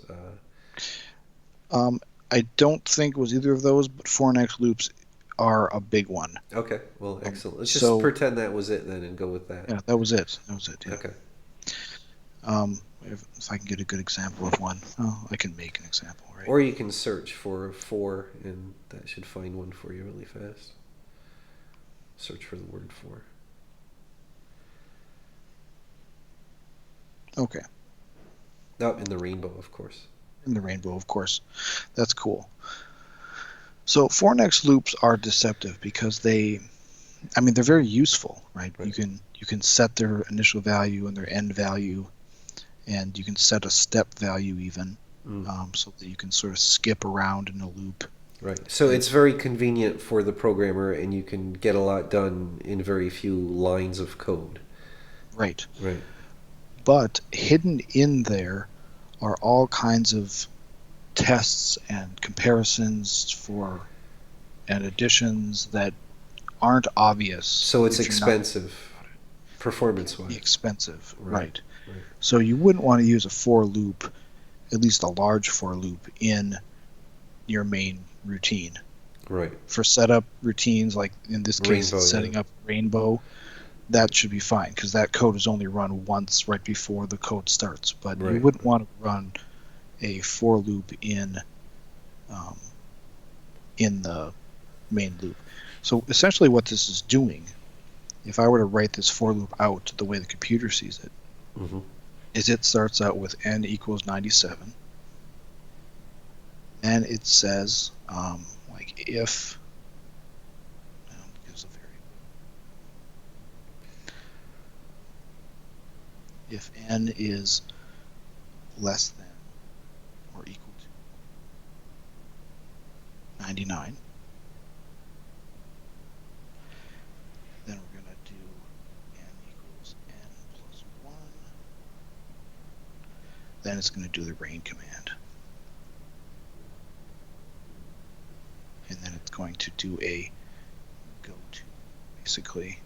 Go to A, right? Yep. So that's what's actually sort of logically under the hood in that nice convenient for next code I have up there. Correct. So it looks efficient, and it's efficient for typing and how small your code looks, but it's potentially more expensive than some kind of other alternative if you can figure out a way to do that with fewer events or fewer lines of code or fewer, what are they called, actions or whatever that take less cycles. Correct. Yep. So how is there a way you could sort of restructure this logically to be more efficient? This exact example. Well, the easiest way to do it and the most efficient would be to do something called unrolling the loop. And unrolling the loop would just be to get rid of the loop completely and type in 3 different rain commands. Right. Because that's all you're going to use, and it'd be 197. So memory-wise, it takes a tiny bit more memory. Yep. Depending, this is only 3, so it might not even take any more lines of code. But if it were a bigger loop, let's say it was like 20, it would take 20 individual rain commands. Yep. That might take a tiny bit more memory, but if that has to be in your main loop, that could be way more efficient than doing a for next loop. Correct. Even though aesthetically a for next loop is more efficient, processing-wise, it's not anywhere near as efficient as you said, unrolling the loop. I like that expression. It's very visual. I used to work in a compiler optimization job. I used to have a job doing optimizations on a compiler team for a well-known company, which I won't mention, but they spent a lot of time in the compiler trying to unroll loops like this or find other ways to structure it to make it faster. So, I mean, you can gain some significant speed improvements by unrolling or by modifying the loops to avoid tests and unnecessary iterations of your loop. Right. So yeah, and I did remember the last thing, the one that I forgot. Oh, awesome. And that is arrays. Yes. Okay. It may not be obvious, but arrays are slower than a normal variable access. Oh, wow. Because arrays need to check that the number you give to identify the place in the array, that it's valid. Right. So every time you do, doing something like, say you've dimensioned an array, A. I mean, I guess that makes perfect sense. Like, if you're directly checking a specific value, it's one dimension. You're only checking the name of that value or the location of that value, so to speak, based on its name. Whereas as soon as you go into an array, it sort of has to check sort of an X and Y coordinate at the very least. Does that make sense? Like, you're referencing what array and then which index of that array. Whereas with so that makes sense. Whereas with the value, you're always only checking the memory location of that particular named value. Precisely. All right, awesome. So it's going to do 2 comparisons every time you do an array. Right. It's going to check to make sure that you're not lower than the actual number, 0, say, and you're not higher than 10 or 9, I guess, because programmers start counting at 0, right? Right. But so that may not be a significant problem, especially because arrays are very useful. Right. don't avoid using arrays if they make your life easier. Right. But just be aware that every time you do an array access, Right. it does do this comparison. So. Right. If you can tolerate it and get away with it, and you want optimal performance from a Amos compiled program or game, then that is another. Like I guess I would call that like sort of the last line of optimizing when you've done all else, and you still want to try to squeeze that one more frame per second or smoothness out of your game. Then those are the sort of things to keep in mind. Agreed. Does that make sense? Like obviously the pre-doing the math, not using strings, avoiding division, especially I think. Yes. Yep. As much as possible. Those are the real like giant performance guzzlers. Yep. And then from an artist standpoint, I can say it seems very relevant on the Amiga in general, and in Amos, and in general for retro game development. The height of an object you're drawing is less relevant, but the width is extremely relevant. So if you're an artist and you're just designing everything freehand, see if you can optimize. If something is 33 pixels wide, really ask yourself, does it really look noticeably worse making it 32 pixels wide? Because your game is probably going to perform a heck of a lot better if you do your best to keep most things in that like 8 pixel, 16 pixel. I think 8 might not be as relevant, but 16, 32, 64, probably even 48, right? All of these, basically 16 pixel width increments can make a massive difference to performance from a graphic standpoint, which is the other, like obviously you have your logic and then you have your graphics, and the size of things, especially in Amos, because under the hood the only kind of collision detection Amos uses is in general pixel perfect. So the bigger something is, the longer that collision check is going to take. Correct. So, keep things tidy, don't make things unnecessarily big graphics wise, especially in width. Right. But anyway, we should force that to be the last thing, I think.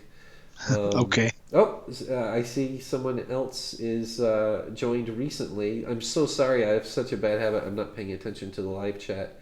Hi, I'm at work, so can't chat, but can watch a bit. I'm so glad you're finding it entertaining and hopefully inspiring or educational or all of the above. I promise I'll start doing better now that we have actual live viewers. I will do my best to do better with keeping an eye on the live chats, and that does also include Corey made a donation, first ever donation on one of my live streams. Thank you so much, Corey. I'm sorry I didn't notice it when it happened. But yeah, I'm very glad people are finding this interesting. It should automatically go up on YouTube as soon as it's done processing as a video you can rewatch. So Captain Jonathan Archer, I think that's what that says. Or CP1? Is that CPT or CP1? Anyway, Mr. Jonathan Archer. It's Captain Jonathan Archer. If you joined in after this now quite long stream started, then you should be able to start watching from the beginning if you so choose pretty soon. And within the next day or two, I will be making my first private update video with sort of more behind the scenes and privied information and footage for specifically the Patreon backers. So anyone that finds this stuff interesting, if you want to have more in-depth and specific and fairly secret information for the projects, usually weeks or longer before it becomes common knowledge to the public, then becoming a Patreon backer at any tier will grant you access to that stuff. And as I mentioned, these Amos projects that you saw today, later today, probably after a nap, because I'm an old man, I will make them available, and I will paste the link to those files only in the sort of private backer area on the Patreon page.